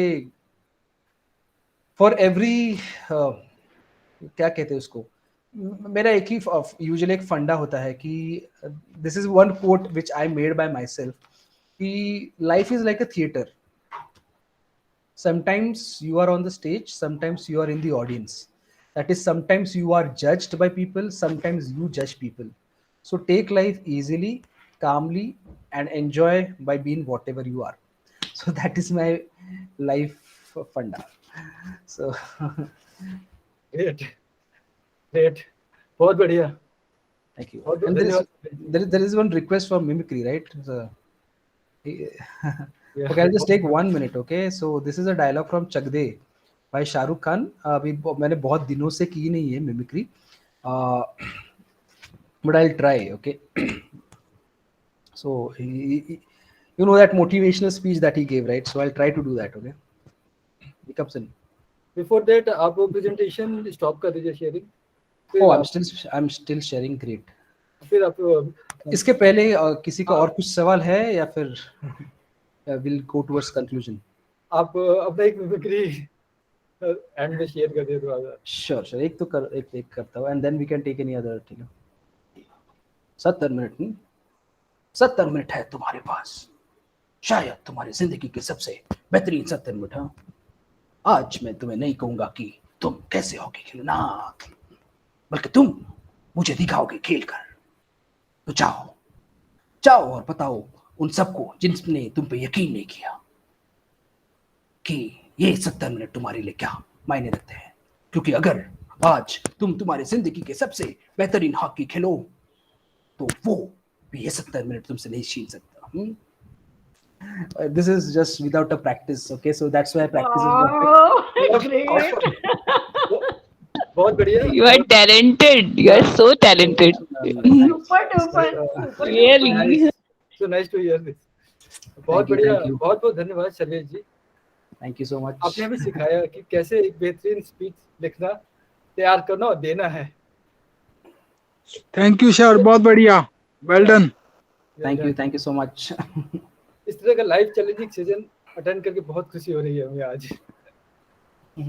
एंड अब 70 मिनट का अब हमें मतलब समझ में आ रहा है, उस समय तो समझ में नहीं आया कि उसने क्या बोला मूवी में।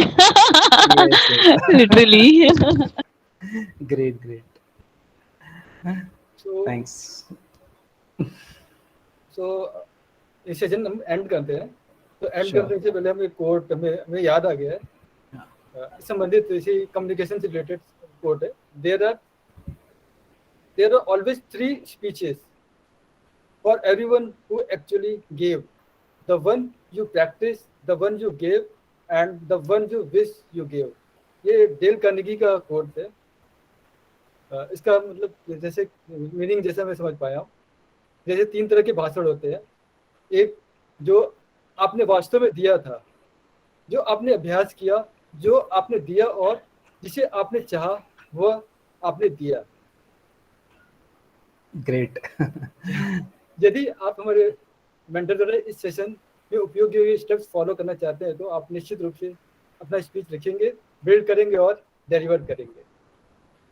अंत में इस सेशन में शामिल होने के लिए मैं आप सभी लोगों को धन्यवाद करता हूँ। Thank you And thank you so much, everyone. you. Thank you, Ramkrishna ji. Thank you all of you. Thank you, Dr. Shailesh ji, Thank you. for inviting me up for this session. Thank you, everyone. Thank you so much.